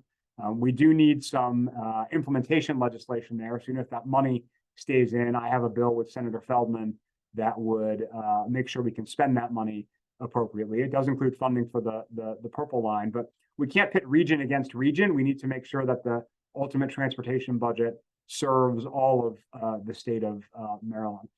I've been serving on a commission the legislature set up called the Transportation Revenue and Investment Needs Commission. If you figure out the acronym, it's the TRAIN Commission, fun little name. Its interim report came out earlier this week. You can find it online. There's recommendations there that I support, but frankly, they're totally insufficient for the level of cuts the administration has been talking about and what our needs are and the type of changes we want to make in our transportation system. I think the administration has heard those concerns. I expect there will be some further tweaking before the final budget is submitted, the final proposed budget submitted in January. And then, of course, the legislature will have its opportunity to get to work on this. But the full problem and investing in the kinds of transit solutions and multimodal solutions that I think everybody on this call probably wants, frankly, can't happen without more revenue for transportation, right? We're seeing record federal opportunity right now, but those record federal opportunities require record state matches.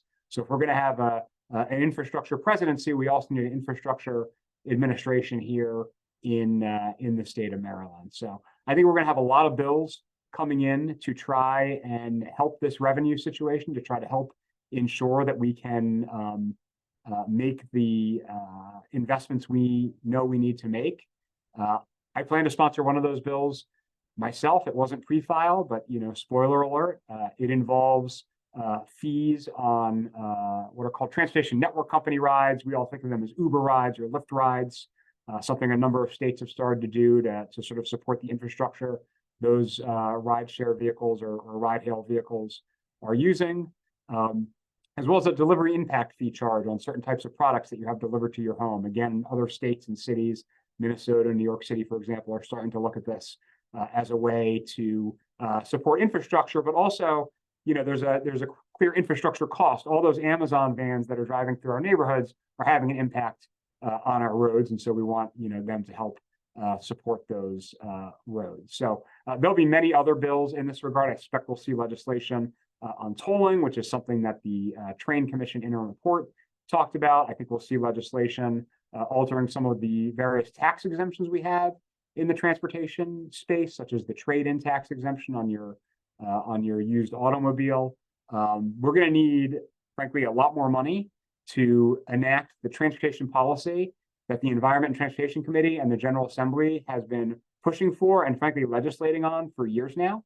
We've made our commitment to MTA clear. We've made our commitment to the Red Line clear. We've made our commitment to the Purple Line clear.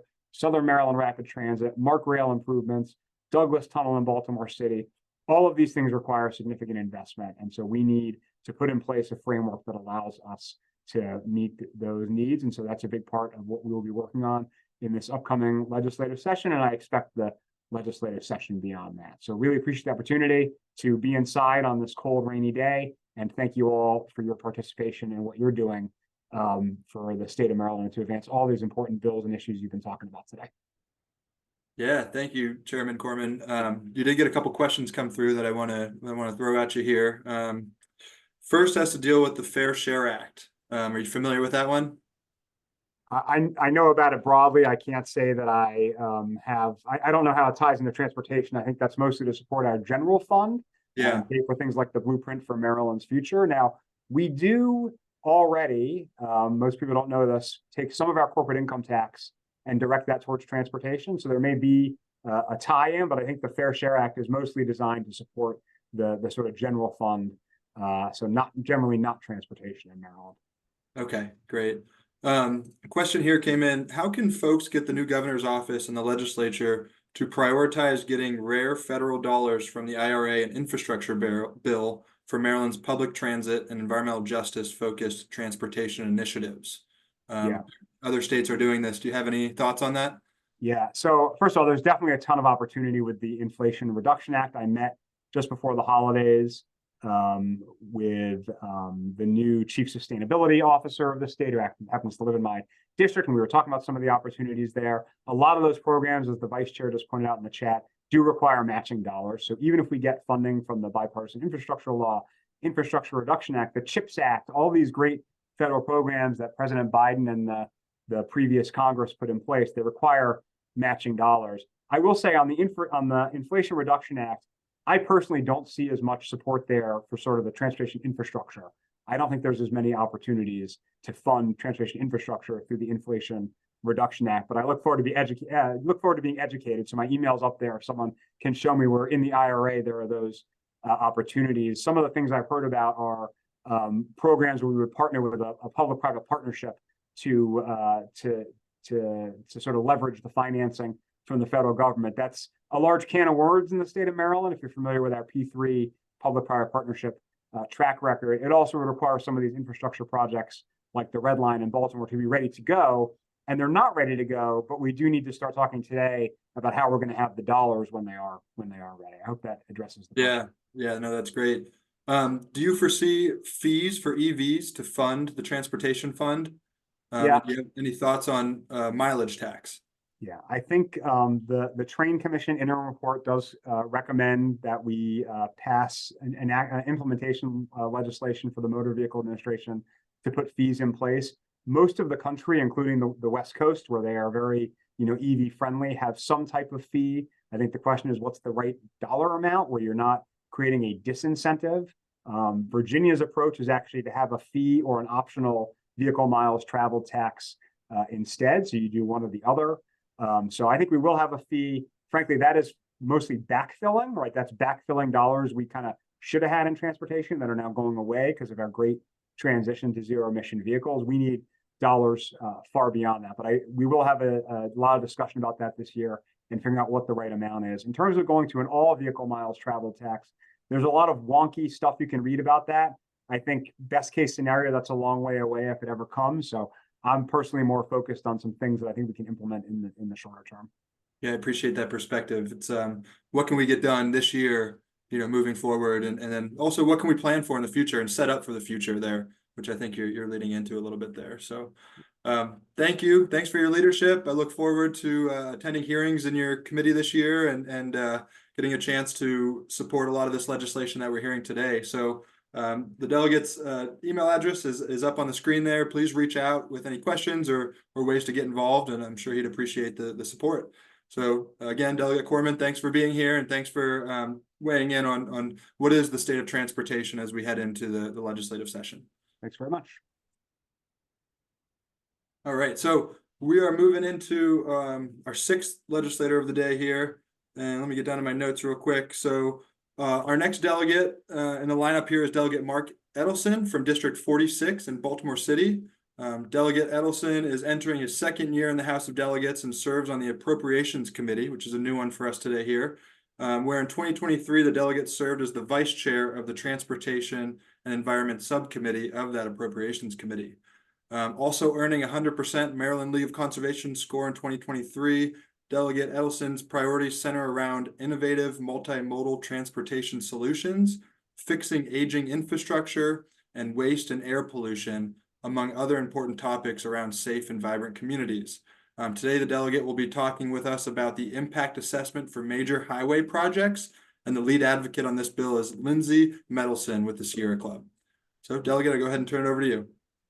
Thanks so much, Matt. It's great to see you. Great to see everybody. I think it's appropriate that I am following Chair Corman. A little known fact is that Chair Corman and I graduated from law school at the University of Maryland together in 2010.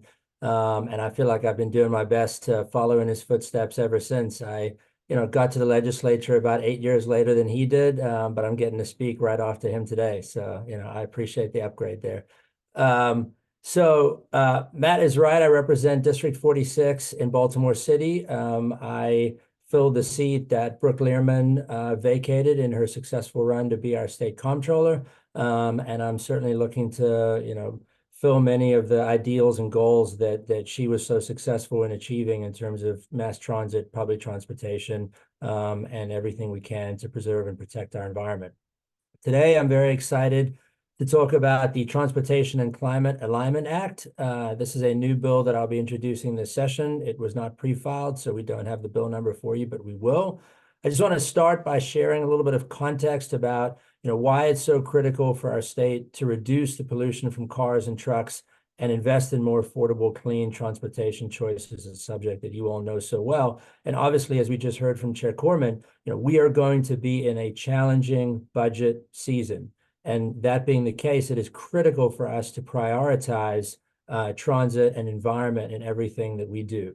As we all know, transportation currently is the #1 source of climate pollution in the state, and most of that pollution comes from cars and trucks. The Maryland Department of the Environment just released a major climate plan, and I'm sure many of us have read it. It indicates that even if we adopt the most ambitious policies for electric vehicles, we still won't meet our climate targets unless we reduce the total mile vehicles traveled on our roads every year.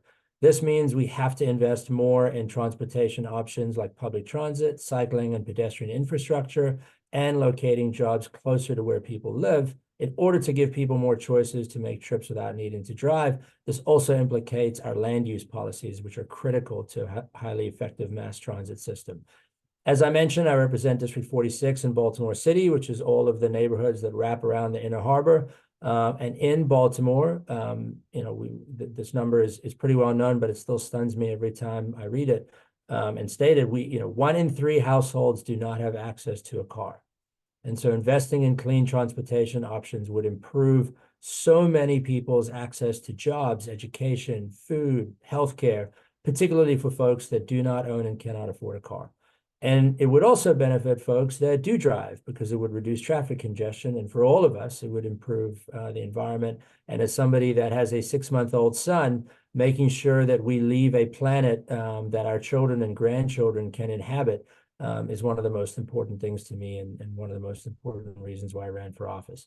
So reducing vehicle trips, it's going to reduce tailpipe pollution that contributes to asthma and other respiratory and cardiovascular diseases. Particulate matter pollution from vehicles disproportionately impacts Black and brown communities in the state. And according to the Baltimore City Health Department, in fact, over 1 in 3 high school students in Baltimore City have asthma compared to 1 in 4 students statewide.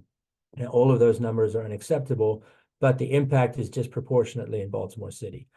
We cannot adequately reduce transportation pollution significant enough to meet our climate goals unless we start accounting for it on the front end when we plan our transportation projects. So right now, when the state plans, highway widening projects, we do not routinely measure greenhouse gas emissions or how the project will increase vehicle miles traveled. Also, in the current process for evaluating priority transportation projects, we do not include climate as a criteria. I think that this absolutely has to change. We are, as I mentioned, and as Chairman Corman mentioned, facing a challenging budget crisis for our entire budget, but particularly and acutely for transportation. And therefore, it necessitates us making the best possible choice for the scarce dollars that we have and stretching each penny as far as we possibly can. In order to do that, we have to align our investments in transportation projects to meet the state's goals to advance equity, to improve mobility, and critically, to fight the climate crisis. That is exactly what my bill aims to accomplish. As Matt mentioned, we got Lindsay Mendelson with us from the Sierra Club, who I've had the incredible benefit of working with on this bill. So I'm going to let Lindsay take you through some of the details of how the bill will accomplish those goals. Thank you so much, Delegate Edelson. And I just want to say that I am so thrilled for your leadership on this bill and for all of your work on climate and transit issues. So thank you so much for everything. And as Delegate Edelson mentioned, when we plan transportation projects, we don't routinely look at greenhouse gas emissions and how vehicle trips will increase. So this bill is a key tool that agencies can use to help meet the new climate pollution reduction plan. The bill is modeled after transportation legislation that was passed in Colorado in 2021 and in Minnesota in 2023. And it would require that the Maryland Department of Transportation and the regional transportation planning agencies in the state measure and mitigate any increases in climate pollution and increased vehicle travel caused by planned highway projects over $5 million.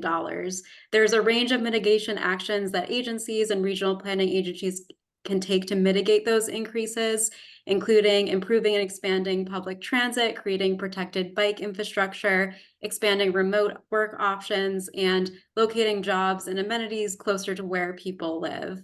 The bill also stipulates that the mitigation plans should first be prioritized in the corridor that would be impacted by the highway project, or in overburdened and underserved communities as it's defined by the Climate Solutions Now Act. In addition, this bill comes at a perfect time because the Federal Highway Administration recently released a new greenhouse gas performance standard, which requires that state and regional transportation agencies set goals to reduce climate pollution from the transportation sector. So this bill will be a key tool in enabling them to do that. Thanks, Lindsay, and thank you, Delegate. There's a really important bill here. I've got a couple questions to throw at you. Gonna hit the local one first here since I'm on the Eastern Shore, but how will this affect citizens on the Eastern Shore and in Western Maryland where there is no mass transit options? Lindsay, I don't know if you want to tackle that. I'm happy to. It's up to you. You can go for it first if you'd like. Sure. I mean, look, the idea is, firstly, this is going to impact our entire, priorities for how we do transportation projects around the state. And so the key here is the work that we do to improve greenhouse gas emissions, lessen vehicle miles traveled is going to impact every Marylander around the state, because currently the way we're doing things is inconsistent with the net zero goals that we've set. If we don't meet those goals, we're not going to do what we need to do to get where we need to go to save the planet. Broadly, the idea as well is we're looking to expand, public transportation throughout the state. And so if we properly prioritize the money that we're getting from the federal government and the way that we plan our projects, we should have options to expand transit throughout the state. Just because we don't have it now doesn't mean we shouldn't be able to get there eventually. The goal here is put the money in the right place, be planning and doing the appropriate projects, and we'll be able to expand. Yeah. Great, thank you for that perspective. Another question here while I have you. Well, and actually, congratulations on the 6-month-old at home. Thank you. It's an exciting time. I hope you're not thinking about sleep too much. No, he's taking a nap right now, though, so hopefully he'll wait until I'm finished. Good timing, yeah. So the MCCC climate report calls for larger subsidies for EV cars and trucks, but not for e-bikes. Can you ensure that any incentives could go for e-bikes or scooters, as they could be very helpful for part of the solution? Currently, one of the mitigation options indicated in the bill does include electric bikes and scooters. So that would be included. Great. Sounds like you already thought about it. I love that. Great. Well, that's all the questions we have for this session. I want to thank you both for being here and for bringing forward this legislation. And again, we look forward to engaging with you and the rest of the audience here in that legislation. So thank you. Thanks so much, everyone. Thanks so much. And I just posted information about an upcoming action on the bill in the chat as well. Yeah, and I'll just hang on this slide for a second if anybody wants to take note of the email addresses for the delegate and for Lindsay there. So moving into our next presenter here. So our next legislator I'll refer to as our climate champion veteran, also known as Delegate Fraser Hidalgo, coming to us from District 15 in Montgomery County. I call him a climate veteran not only because of all the legislators speaking today. He's been serving the House of Delegates the longest, since 2014, just 1 year more, many of you, but also because from my viewpoint, the delegate continues to bring forward progressive and impactful climate legislation that pushes the envelope in terms of what we believe to be possible in addressing climate pollution. Serving on the Economic Matters Committee, Delegate Fraser Hidalgo also serves on the Public Utilities Subcommittee, where we know there's a major overlap between meeting our climate and greenhouse gas reduction goals and the role that our utilities play in that. Today, the delegate is here to educate us on two of his priority legislative efforts, including the DRIVE Act, which stands for Distributed Renewable Integration and Vehicle Electrification. And the lead advocate for that is Thad Cooley, who's here with us from Sunrun. And then also I'll just mention the other bill that we're going to be hearing from as well, which is the delegate's incredible legislation aimed at responding to emergency needs from extreme weather. It's ironic here that we're getting rain and potentially a large amount of rain as we're talking about extreme weather. But this bill aims to hold the major fossil fuel companies responsible for extreme weather impacts from climate change. And the lead advocate on this bill is Jamie DeMarco with the Chesapeake Climate Action Network, who's here as well. So Delegate Fraser Hidalgo, I'll turn it over to you. Thank you. Thank you so much for having me on this very rainy day. And I want to thank you and my colleagues going before. A lot of the stuff they're hitting on, which is extraordinarily important when it comes to transportation and when it comes to electrification. I served on environment and transportation for 9 years before I moved over to Economic Matters and did a lot of environmental work on there when it comes to clean cars. And now we're working on electrification, which is great because this is another place that I love to be where I can do a lot of environmental work. I'll talk about the DRIVE Act first. So essentially what we're trying to do is set up a situation where as we have more electrical needs in the future, as we make that transition, as more and more people move from propane or move from natural gas for heating their homes to heat pumps, high efficiency heat pumps or geothermal, as they start to move to electrification when it comes to how they cook at home, or particularly when it comes to how they drive their vehicles. One of the things that's going to come is our need to balance out the grid, what are called peak times or peak hours in the middle of the summer when people are like pulling a lot of electricity. And so the DRIVE Act has got basically a few pretty big pieces, 3 really big pieces. And one of them is what's called time of use, which is trying to encourage people to use their dryers or heat or air conditioning, in this case, mostly in the summer, air condition their homes in the down hours when, everybody comes home from work at 5 o'clock in the middle of August and they all, put on their air conditioning and then the grid gets really heavily used. And sometimes we worry whether the grid can handle that transition. So what this does is it encourages people to charge their cars or run their dryers or use their air conditioning and not the peak times to kind of shave off so we don't have to have a peaker plant. For those that don't know, a peaker plant is something that comes on just in those high times in the summer when we have huge electrical needs. And a lot of times those are coal or gas. So we want to avoid those. So the idea is you pay significantly less electricity if you charge or you use electricity during off-peak hours and on peak hours, right in the middle of the day when it's really, really hot and everybody's calling for a lot of electricity. We just encourage people to use less electricity. So the cost would be slightly more at that time and a lot less in the off-peak hours. So that's the first part of the bill. The second part of the bill basically helps to allow people to realize the savings if they have solar and if they have battery backups or some way of storing electricity. And it's called a VPP or virtual power plant. It allows you to have your own power plant and then sell that electricity back to the utilities in those peak hours, again, helping to deal with shaving off some of those peak times and making sure that we do everything we can to ensure grid reliability. Have people having batteries in their homes diversifies the grid. It also decentralizes the grid, and it encourages people to use less electricity. And in some cases, people will be able to actually sell those electrons and make a little bit of money with those with the battery backups in their homes. And the third part of the bill, which I think is really important, is that people a lot of times think about the battery backups in their homes or elsewhere as part of their power plant. But the one power plant that people have that's massive, if you have an electric car, is the electric car itself and the battery pack on that electric car.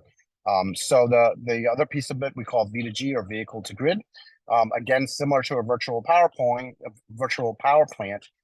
this allows people to sell the electrons from their car batteries to the grid to help even out the grid and avoid the need for those peaker plants.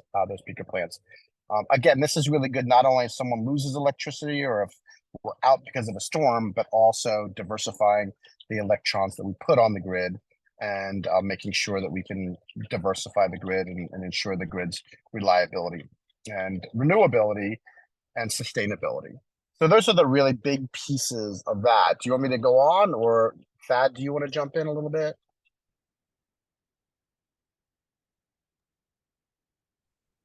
Oh, thank you, Delegate. It's good to see you behind the literal wheel of the Drive Act. So pleasure to see you again. Yeah, I think all I'll add is beautifully summarized. This is really looking at consumers as being part of the solution. So as we sit here and we look forward to what is coming with electrification and the challenges that it could propose to the grid, particularly the grid infrastructure that might need to be built in particular areas, the more we can deploy solar and storage and flexible resources like EVs that charge at different times of day, those are like the joints that are going to help us move better. So I think this is a critically important piece of the energy future, and very excited about this bill, and just really grateful to the delegate for kind of the leadership on this. So that's it from me. Thank you so much. Thanks, Matt. Before you jump into the next one, Delegate, we do have a question here if you're open to answering that. Sure. As of current time of use rate differentials on the Pepco system are insufficient to strongly motivate time switching to weekends, holidays, and 12 p.m. to 8 a.m. Will this bill encourage larger price differentiate? Oh, the question went away. Will this bill encourage large differential?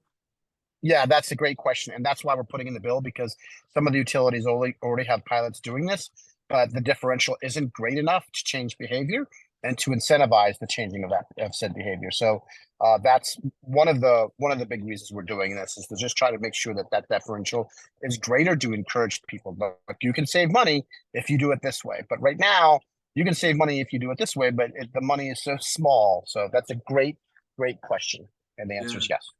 Okay, great. Do you know what the response to the utilities are on this effort? Actually, we've been working really closely with BG&E, the utilities, the Office of the People's Counsel, the PSC. I think we've ironed out a lot of the really big parts of the bill. I'm sure there will be other parts that we'll have to iron out that'll be challenging. But the big piece is they want to do this because it's good for them in a variety of ways. But one of those ways is they don't want to see brownouts in 4 or 5 years from now when more cars come on and we have greater electrical need. They know this is the right thing to do. A lot of other states are doing it. So we don't really have anybody against this at the moment. Everybody's pretty much coming on board. They want to make sure they get their voices heard, which we've done a lot of in the bill. But so far, it's smooth sailing. Great job on this, and look forward to seeing how it works its way through the legislature. You want to move through your next one? Sure, absolutely. So Jamie's on too, so I'm excited to have him on. And the Renew Act, basically what that does is it instructs the Attorney General to go after and sue the fossil fuel industry, and to make the fossil fuel industry take responsibility for what they've done. They've known since the 1970s that burning fossil fuels is bad for the environment. It's bad for air pollution. It creates greenhouse gas emissions. It's what's causing these, great swings in weather that we see. It's what caused, I know you were, earlier with Delegate Edelson, we were talking about public health and kids visiting, the ER with all kinds of bronchial related issues, pollution issues.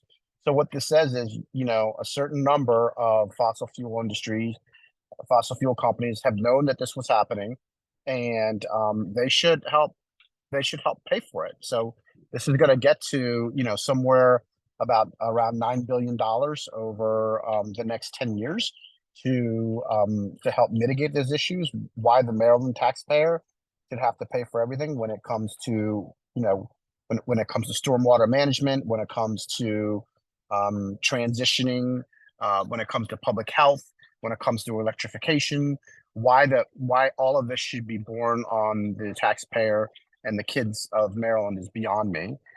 There really isn't anybody locally that's against this bill. It doesn't affect any companies in Maryland, and it allows our Attorney General to go out and sue those companies and make them pay for it. I'm not going to sugarcoat this and say this is a magic bullet, but when we talk about all of the budget shortfalls we have in transportation, all of the budget shortfalls that we're going to have in all kinds of areas around the state when it comes to transportation and public health, this is $9 billion to help backfill some of those lost revenues or those expenses that we have coming.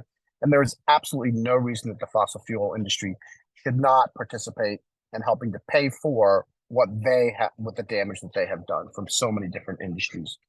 So, I mean, that's the extent of the bill. Again, there's no Maryland companies that are hurt by this.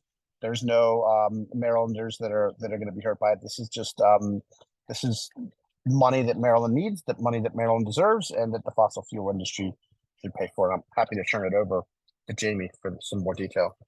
Yeah, Jamie, let's hear what you want to add to that. Yeah, I'm so grateful for Delegate David Hidalgo sponsoring this bill. I'm really excited about it. This bill helps people in Maryland today who are paying the cost of climate change, because this is happening. We used to talk about this as something that would happen in the future, but today, hotter hots, weather wets, higher tides are damaging people's lives and costing people real money.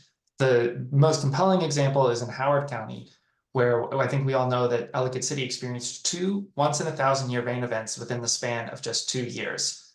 And to make sure that doesn't happen again, Howard County is spending $228 million to bore an 18-foot diameter drainage tunnel through granite bedrock underneath Ellicott City to reduce that flooding. 18 feet in diameter. So the delegate could stand on my shoulders, Matt, you could stand on his shoulders, and your head wouldn't even touch the top of this tunnel. And that's to protect one historic Main Street. And that's the level of investment that is going to be needed to reduce flooding across our state increasingly. Because 40 years ago, 9 inches of rain was a once-in-a-100-year rain event. And today, 9 inches of rain is a once-in-10-year rain event. And none of our stormwater management systems are equipped to handle that increased precipitation. And it's going to be, we're talking about replacing every culvert in the state, essentially. And that is going to be extremely expensive. We should not be the ones to pay for it. We are trying to, as a state, invest in public education, reduce our greenhouse gas emissions. We do not have the capital lying around to solve this mess, which was caused by these international fossil fuel companies who knew and lied about the crisis. Another compelling example is just this past September and this past June, public schools had to close because it was too hot to safely go to school, and there were no air conditioning in some public schools. It would cost the state hundreds of millions of dollars to install air conditioning in these public schools. And that is on top of the billions of dollars that we're trying to invest in additional beneficial outcomes for public education.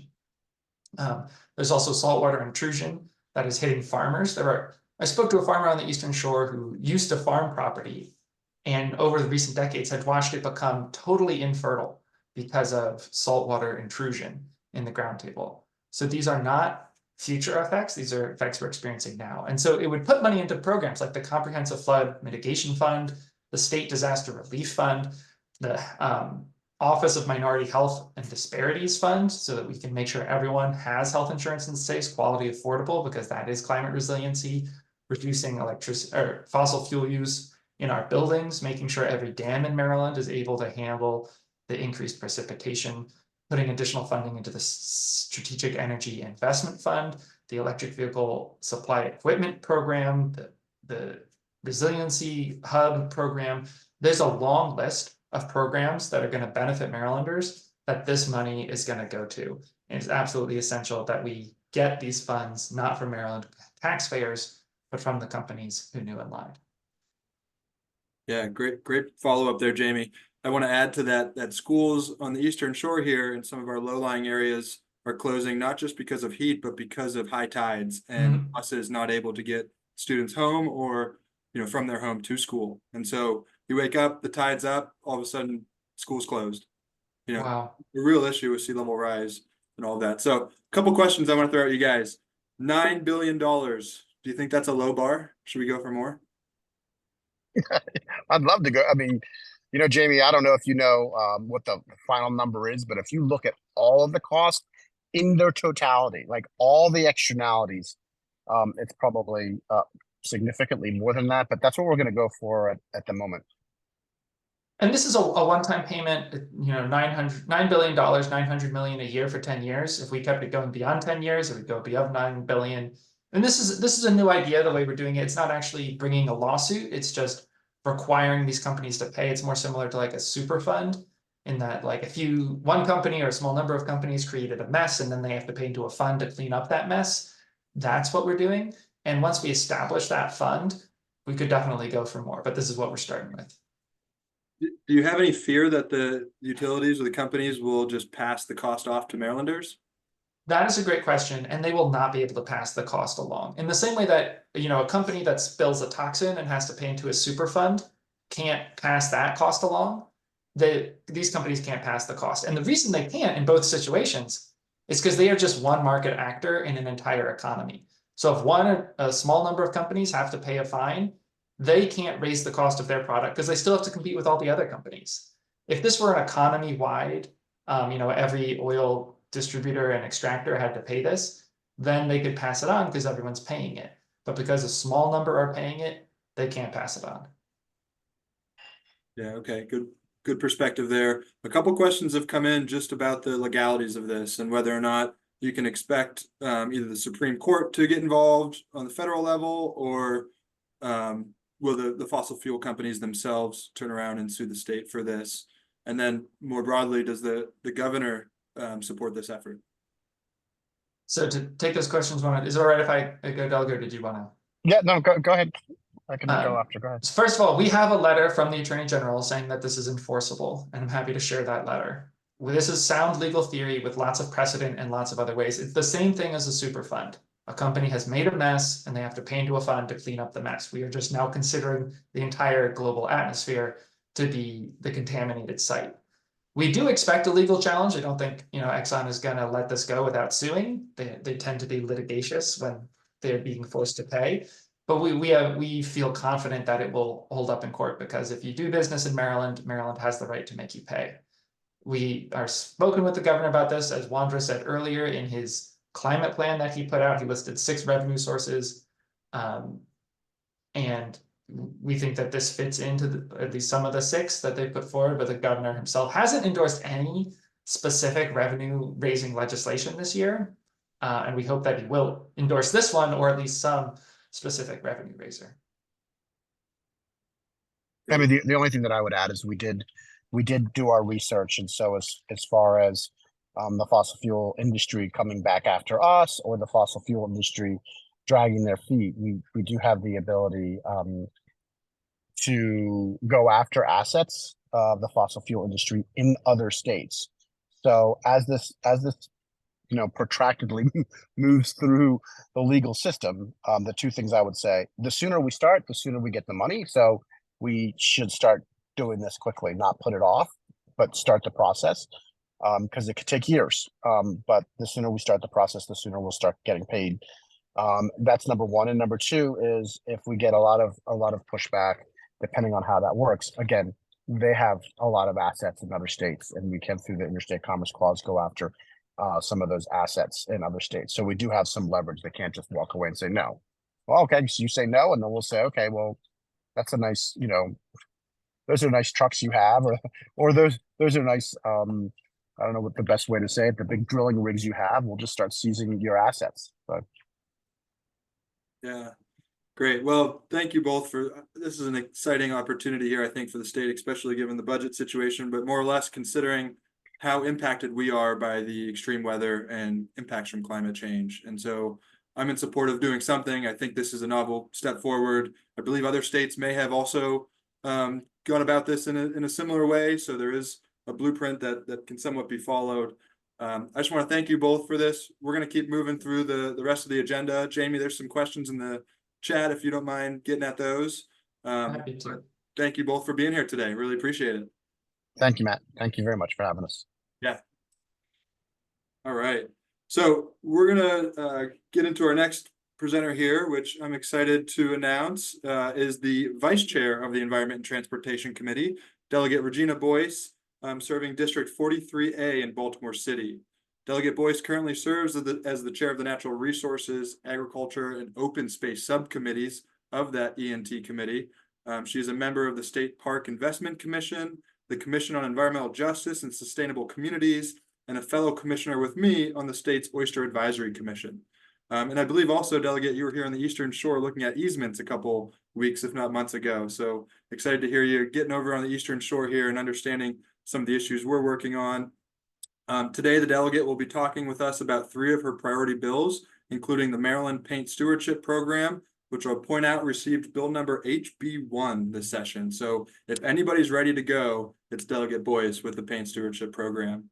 Additionally, the delegate will talk about efforts to study and better understand death care funeral practices in Maryland, and also actions related to environmental permits in the state agencies, which I'm excited to learn more about. And the advocate here is Rebecca Rear with the Maryland League of Conservation Voters. So Delegate Boyce, I'll turn it over to you. Hello and happy rainy afternoon. I was hoping for more flurries, but they didn't happen. I want to point out that I rarely put miles on my 15-year-old car, but if anything, I put like maybe 2,000 to 3,000 miles a year.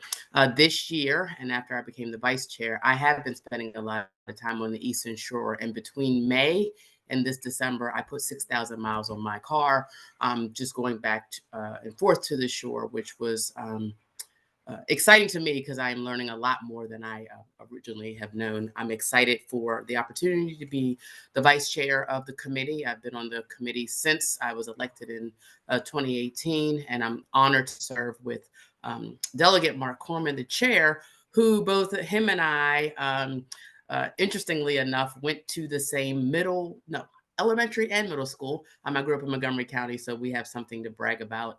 If he was here, I'd say, "Go Dragons," and he would get that reference. I don't know. Okay, yes, I'm going to start with the permitting. So this is a pre-filed bill. It is HB 24. In the past, it was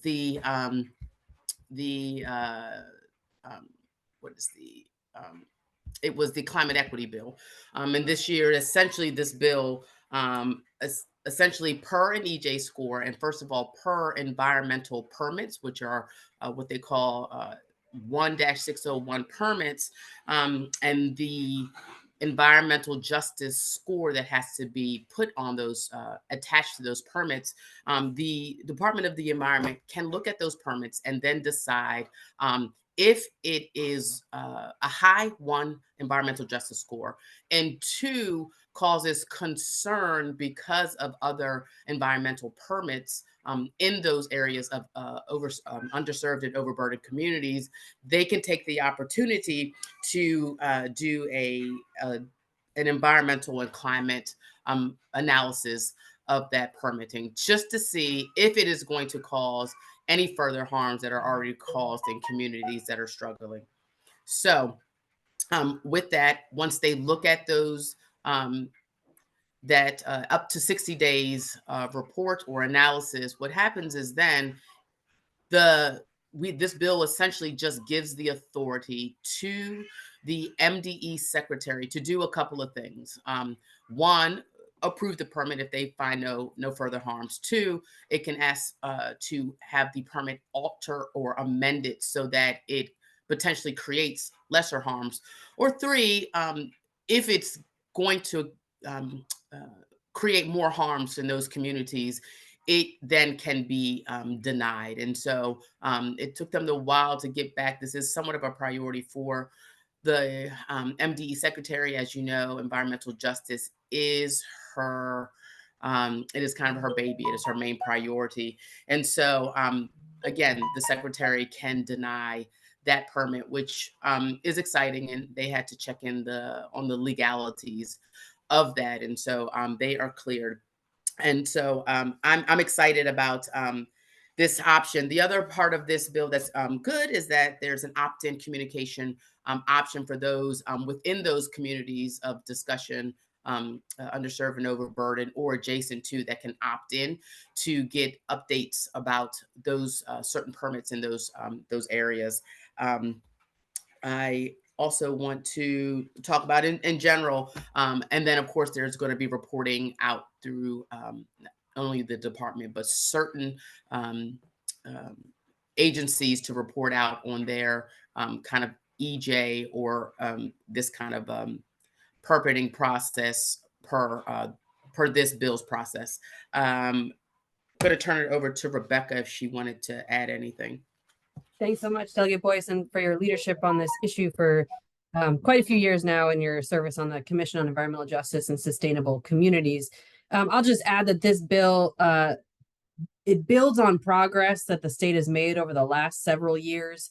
The Climate Solutions Now Act, for the first time, defined the definitions for overburdened and underserved communities, and that just added a level of certainty, if you will, around further defining environmental justice and communities with environmental justice concerns. And that was done in partnership with, community-based organizations and the University of Maryland School of Public Health, the leadership of Dr. Jacoby Wilson there, who does a lot of community-based environmental justice work. Those definitions are critical because for a long time in the state, opponents of issues like this were able to use the lack of definition to get in the way of action. And you can no longer use a lack of definition for an excuse for inaction. And so since those terms have been codified in law, we've seen progress being made on allocating additional funding to communities who are overburdened and underserved, and making progress on additional screening. The 1601 permits, it's already required for applicants for those types of permits to include an EJ score. That is already in law. That's done. So this bill takes an additional step and actually gives, as Delegate Boyce said, gives the Department of the Environment the authority to make a decision. Right now, it's information only. And what this bill does is actually give MDE the authority to make a decision based on the information they have. And that's a critical legal step. We are also looking at that list of permits and saying, are there additional permits that could be added that make a difference to communities with environmental justice concerns? So that's something else we're looking at. So it's a really exciting opportunity to give the Department of the Environment this legal authority to make a decision based on information that they'll have. So thanks so much, and I'm excited to support Delegate Boyce in her leadership on this bill. That's great. Thank you, Rebecca, for that follow-up info, and thank you, Delegate, for bringing this forward. Would you like to move to your next legislation? Absolutely. Okay.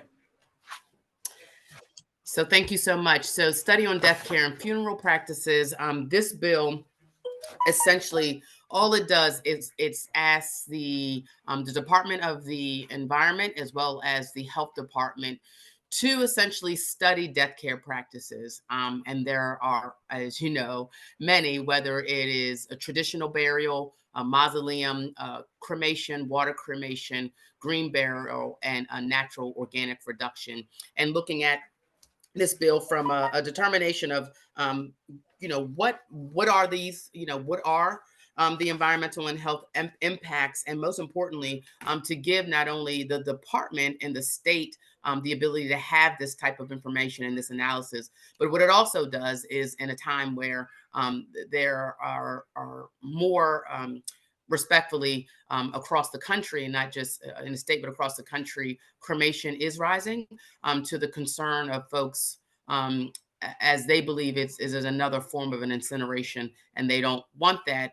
But we have to ask ourselves, what are the environmental and health impacts to all of these? And most importantly, it's a hard discussion to have, but what do we do with ourselves, our loved ones, when we are no longer here? And what is the best that we can do, not only for our culture and for our values and our morals and what we want, but what is also best for the environment? I think the more options that we have and the more that we can show the different health and environmental impacts of these different practices, the better informed decisions folks can make for themselves and their families. So I'm excited about this one. Water cremation is one of, actually, if I can just make that plug, one of the most environmentally savvy ways of quote unquote human burial disposal. It just is icky because it's, what do you do with the effluent after the dissolving of the body? And to a degree, one could put it in the field as a nutrient building agent, or you can actually put it in a stormwater system or sewer system. And so it's these type of things that I'm hoping that we can also do a better job of actually discussing, because it's a hard discussion, but it's a discussion that we're going to have, because respectfully, we don't have any more land and, you know, to bury people anymore. And we need more of our land for, you know, parks and forests for carbon sequestration. So that is done. We can go to the next one. And I'm sorry, this is the death care bill is House Bill 152. And as you heard Matt mention, this year, House Bill 1 is the Maryland Paint Stewardship Program. With all due respect, this was on concurrence last year and should have passed, but we had some issues in the House, and therefore about 5 to 8 bills that were on concurrence and next to be voted in did not make it through. And so so this is back as House Bill 1. As you know, this bill establishes, it's the 5th year in a row, a paint stewardship program in the state of Maryland. There are 11 across the country, 1 internationally in Canada. And what it does, it puts an assessment fee on paint that is then collected to create programming where we have paint drop-off sites across the state with hardware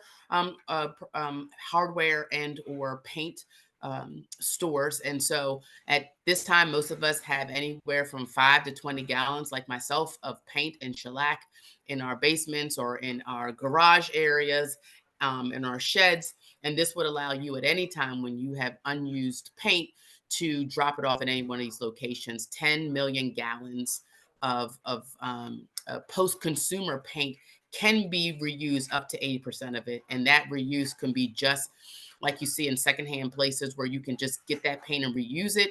Oops paint is what they call it. And usually the hardware stores, it can be used to make new tints and recycle paint. And then what's good about this is this organization can take the burden off of local jurisdictions from having hazardous household waste days, where they use time, transportation costs, as well as personnel to collect our unused hazardous household waste items, which in most cases tends to be unused paint. And so this is a game changer. It helps local jurisdictions save money, and or they can continue to have their hazardous household waste days in conjunction with the program. And so the fee, again, pays for the program, pays for the collection, pays for the personnel, and per the legislation, it has to be a break even. So the program essentially has to pay for all costs and not necessarily, quote unquote, make any additional funds over the cost of operating the program. And that is it for me, Matt. Yeah, great. Well, thank you, Delegate. You nailed it, because everyone feels like their questions have been answered. But thank you very much for, yeah, no questions on these, but thank you very much for presenting these bills.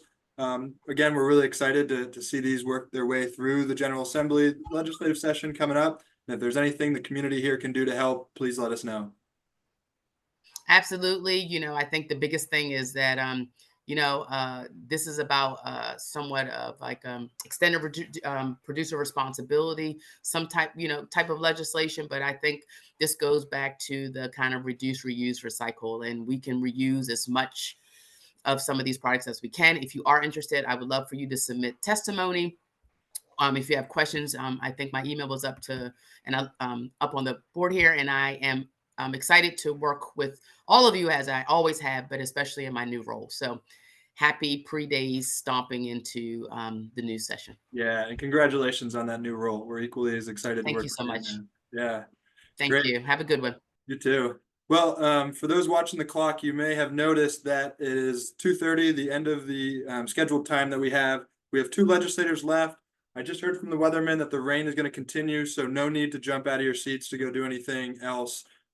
Stay with us for a little bit more, and we'll go over a couple more pieces of important legislation. So our second to last legislator of the day here includes Senator Karen Lewis Young from District 3, Frederick County.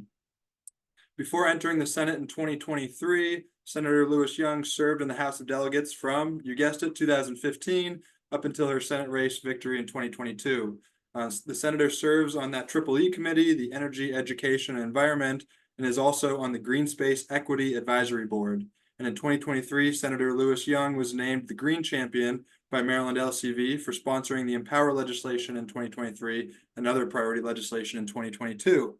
I'll also point out that Senator Lewis Young is also the lead cross-file sponsor for the Reclaim Renewable Energy Act, which we started off the day talking about with Delegate Stewart's bill, but also Jennifer Kunze there. So thank you for that support there, and I'll turn it over to you, Senator. Thank you so much. And thank you all for inviting me today to share with you an important piece of legislation given the introduction of data centers to Maryland. While my bill is called High Energy Use Facilities, I think we all know that this will focus on data centers.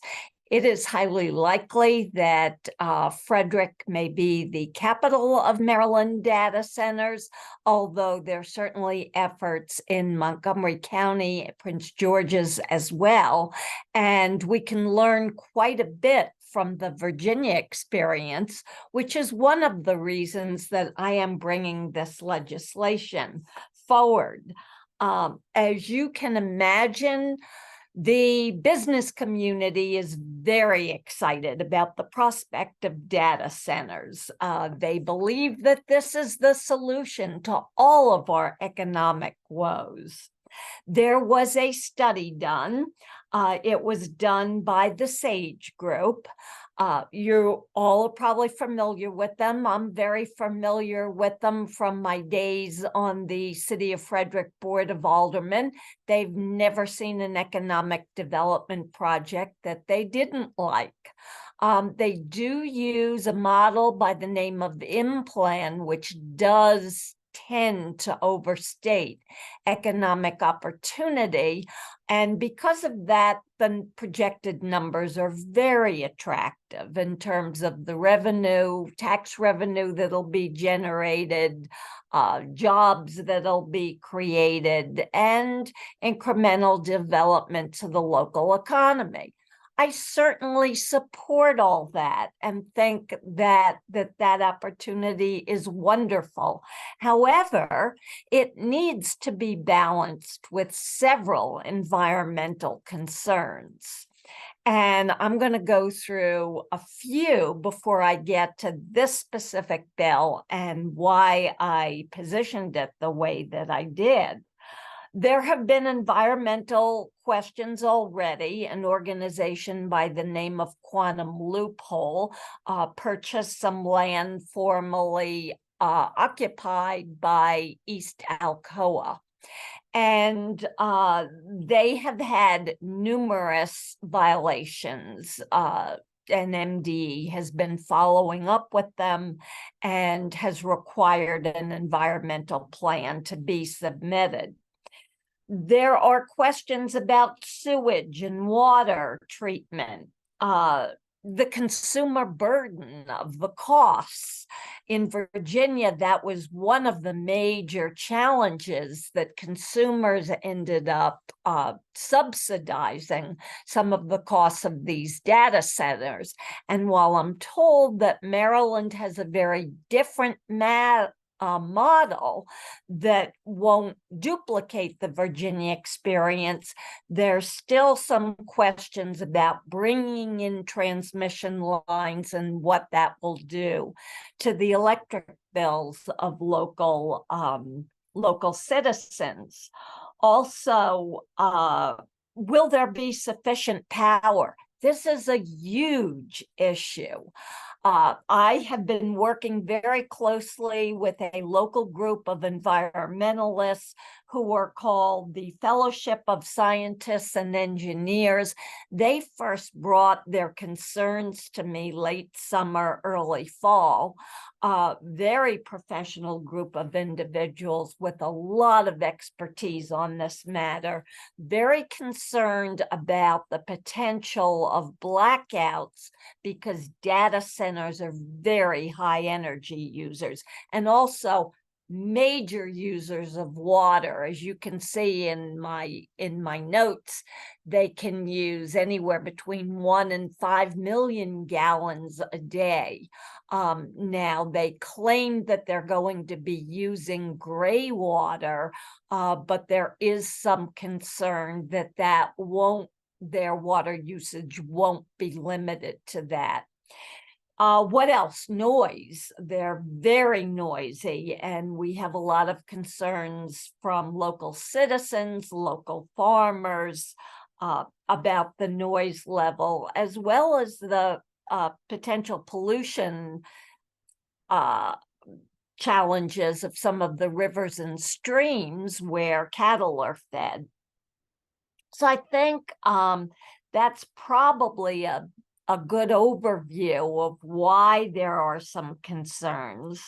Oh, by the way, Tripoli visited PJM. I believe it was in September. And I asked the question, is there sufficient power for data centers? And while I didn't get a yes/no answer, I did get an answer that said, well, perhaps we ought to keep the coal plants open a bit longer. I didn't think that was the right answer, and that was another motivation for doing this bill. Before I get into the specifics of the bill, I do also want to mention that one of the issues, and you all may be familiar with this, is the whole diesel generator issues. One of the clients or past clients of Quantum Loophole was an organization called Align Data that had up to 168 diesel generators. And they said, oh, well, they're only used for emergencies. And that's true. But when we have these conversations, they neglect to mention that these diesel generators have to be tested once a month. And if you have, for example, 168 diesel generators, you are testing between 5 and 6 a day. And this is certainly not clean energy. You may also be aware that there was quite an energetic debate about whether or not these data centers could be exempt from the CPCN process for these diesel generators, and the PSC denied them twice. So I have heard, I have not seen it yet, but I have heard that the governor is bringing forward a bill that will exempt data centers or diesel generators in data centers from the CPCN process. So that was another motivation for doing my bill. The bill is really very simple. It's only 2 pages long, and I don't have, actually 3. I don't have a bill number yet. It's still in drafting. We're really trying to fine tune this. We certainly expect opposition. But basically what it says is, let's look at the baseline emission levels of high use energy facilities, and let's establish some goals. And I think, well, the goals are right in front of you, so I won't read them off. They're fairly consistent with our state goals and our local goals in Frederick County. So if in fact the governor does bring forward a bill that exempts these diesel batteries from the CPCN process, then still these high energy facilities would be subject to these goals of reducing emission levels. So, you know, whether they get it from using new technology for emergency batteries, or they find it elsewhere, at least they're held to some overall goals. There's really only 2 other things the bill does. It requires organizations that fit into this category to submit an annual support so that we can track them. And it also assigns oversight to the PSC to review these annual submissions and determine whether or not these organizations are in compliance. So I think, you know, that's my best overview of the why I brought this bill forward and what it is overall we're trying to accomplish. Because if Maryland becomes the new data center headquarters, not only could we have a major challenge to our energy capacity, but also to our renewable goals.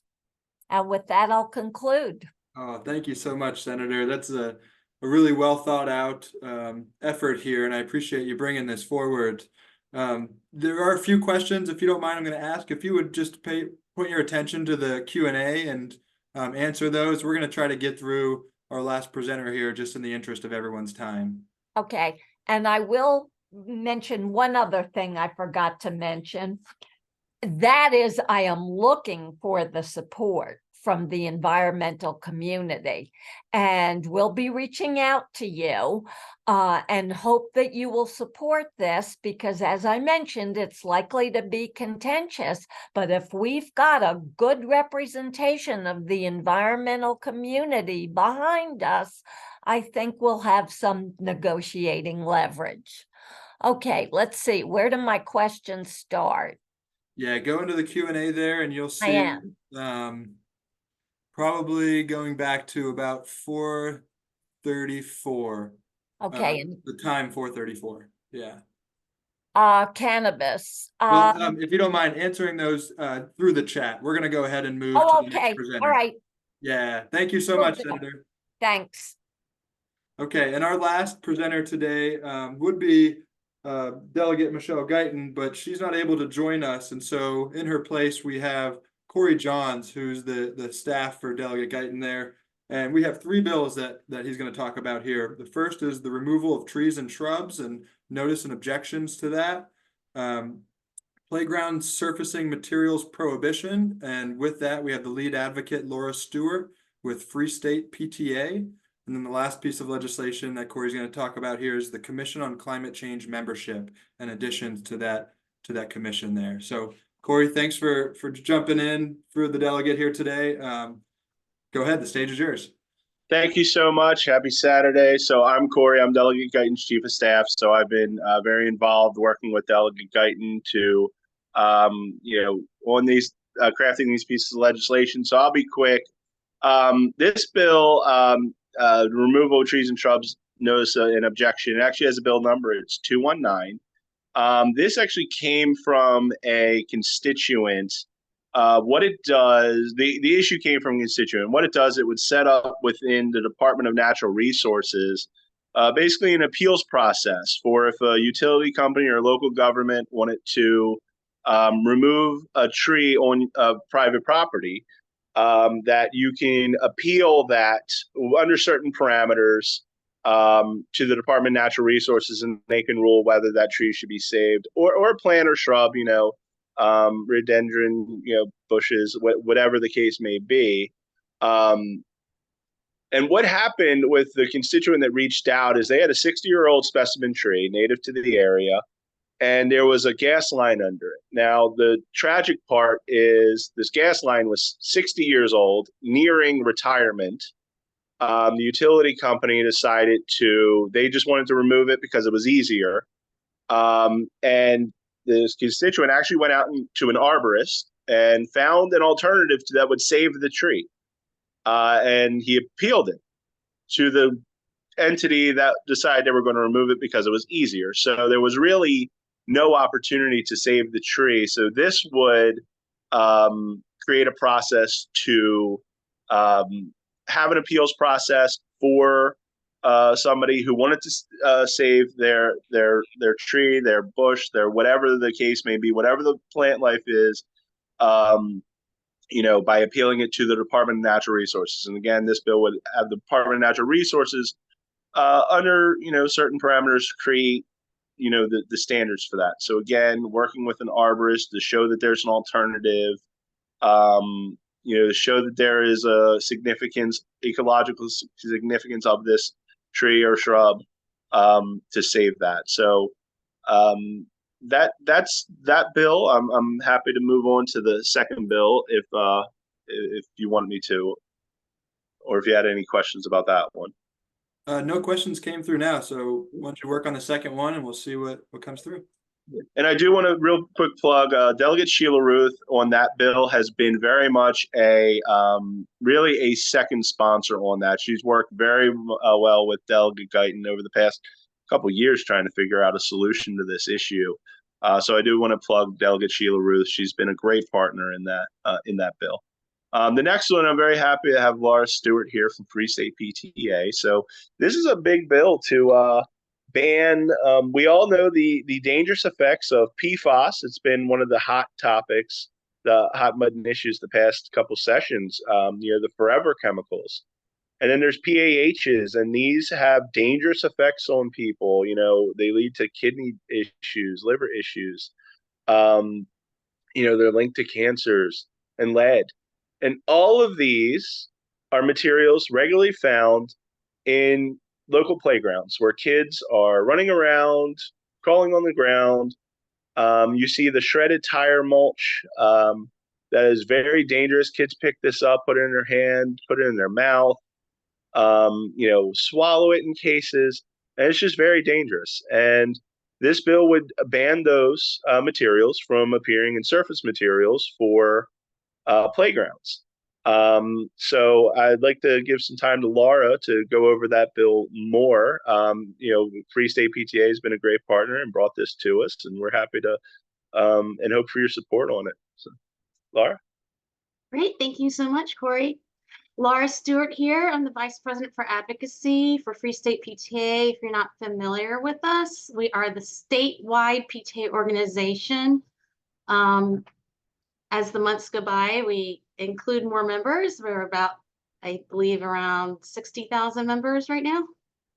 So we have an advocacy committee and a board, and we just passed our legislative priorities for the year.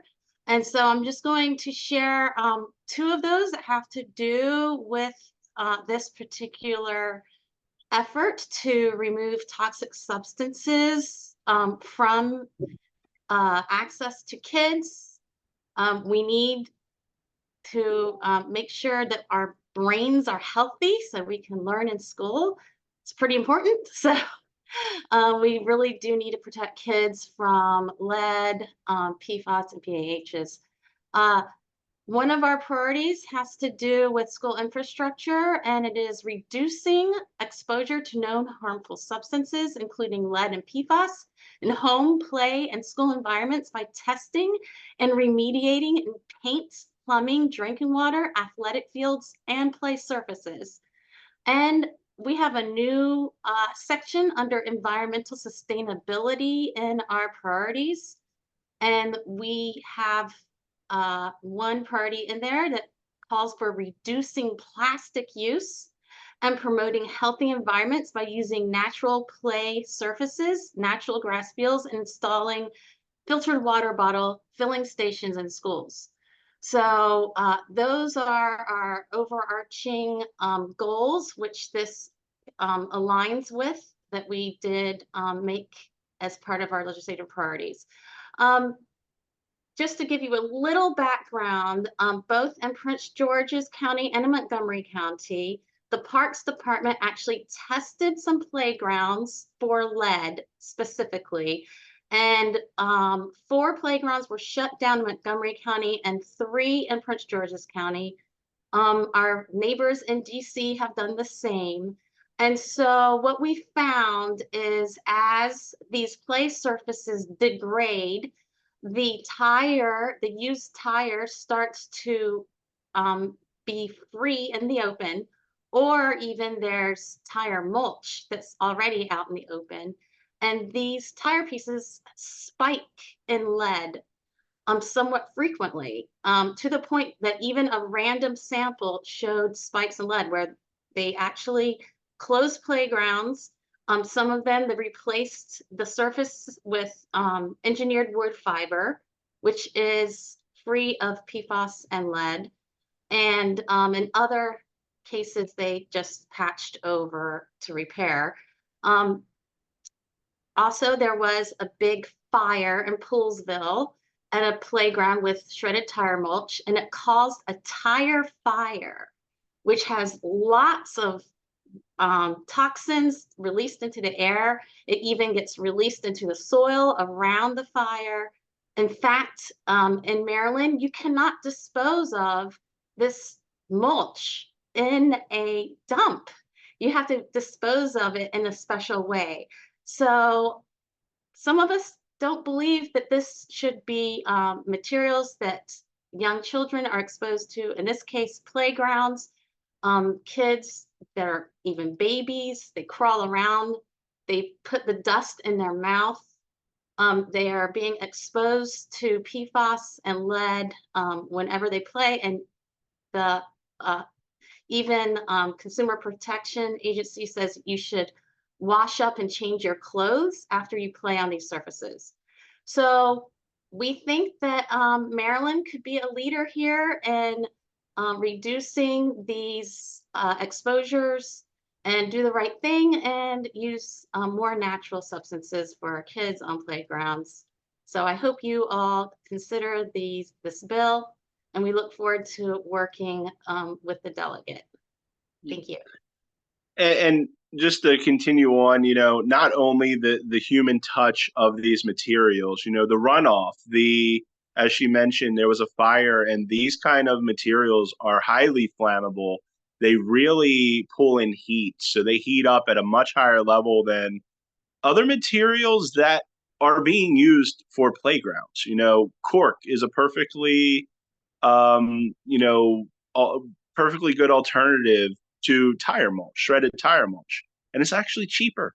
So the fact that we're using more expensive materials that are much more dangerous to not only touch but to the surrounding environment, it just makes sense. So that's why Delegate Guyton is very excited about this bill, and hopes for your support.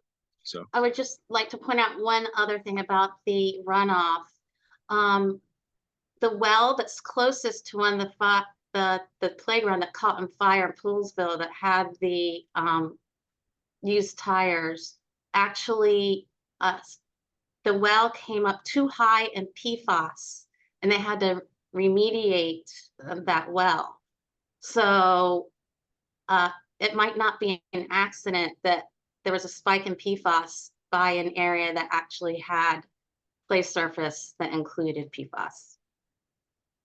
Yeah, thanks for that important perspective there on, kind of PFAS everywhere in the environment, especially around where our kids are playing, which is, if we're going to address these issues for the future, it starts right there. It doesn't get much closer to who the future is. So thanks for that, Laura. I'm going to point you to the Q&A because you did get some questions that come through that I think you can answer. And I want to make sure you have a time to do that before we close out of the meeting, if that's okay. Yeah. So in terms of the artificial turf field, so that was, we were thinking about that. And that's been a point of contention for a while. In the General Assembly, there are bills about that. So we wanted to kind of start with this and see where it goes. It's definitely going to be a fight. There's going to be opposition. We know that, but obviously we know the importance of it. So there is always an opportunity to be open to the artificial turf fields, but we didn't go there quite yet with this specific bill. I just want to point out that we're aiming at the very youngest users, and remember that their brain-blood barrier is much more open to toxins. So it makes sense to prioritize the very youngest exposure to these toxins. Yeah, great point. Corey, I'm going to ask if you want to move to the next bill here real quick. Laura, maybe you can answer the questions in the chat via text there. And then Corey, this one. Yeah, absolutely. And the last bill, so in 2020, this is to add a member from the Public Service Commission to the Commission on Climate Change. So I believe it was 2022. The Commission on Climate Change was passed by the legislator. And it left off a member of the Public Service Commission. The Public Service Commission is actually the group that is promulgating the regulations that ensure safe, reliable, public utilities, transportation services in Maryland. So the entity is actually in charge of regulating. Doesn't have a seat at the table when it comes to the Commission on Climate Change. Now, they would like to be a part of that. They are acting in the vision of the governor, the legislator, but just filling in a gap that they were missed previously. They'd like to have a voice there to be a part of those conversations about sustainability and environmentally friendly regulations. So this bill would add them, and they would like to be added. So we're happy to add them, with this legislation. We think it's really important that they are a part of those conversations, because they are actually the ones who would be enforcing these climate-friendly regulations.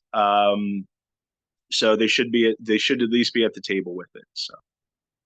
I can appreciate that. I think we get a lot more done when all the stakeholders are at the table together. And so this is kind of in the vein of inclusion and bringing everybody together. And so I think that's a great effort there, Corey, and thank the delegate for these three important legislation. We really appreciate her bringing these forward, and we look forward to seeing them move through the General Assembly this session starting Wednesday.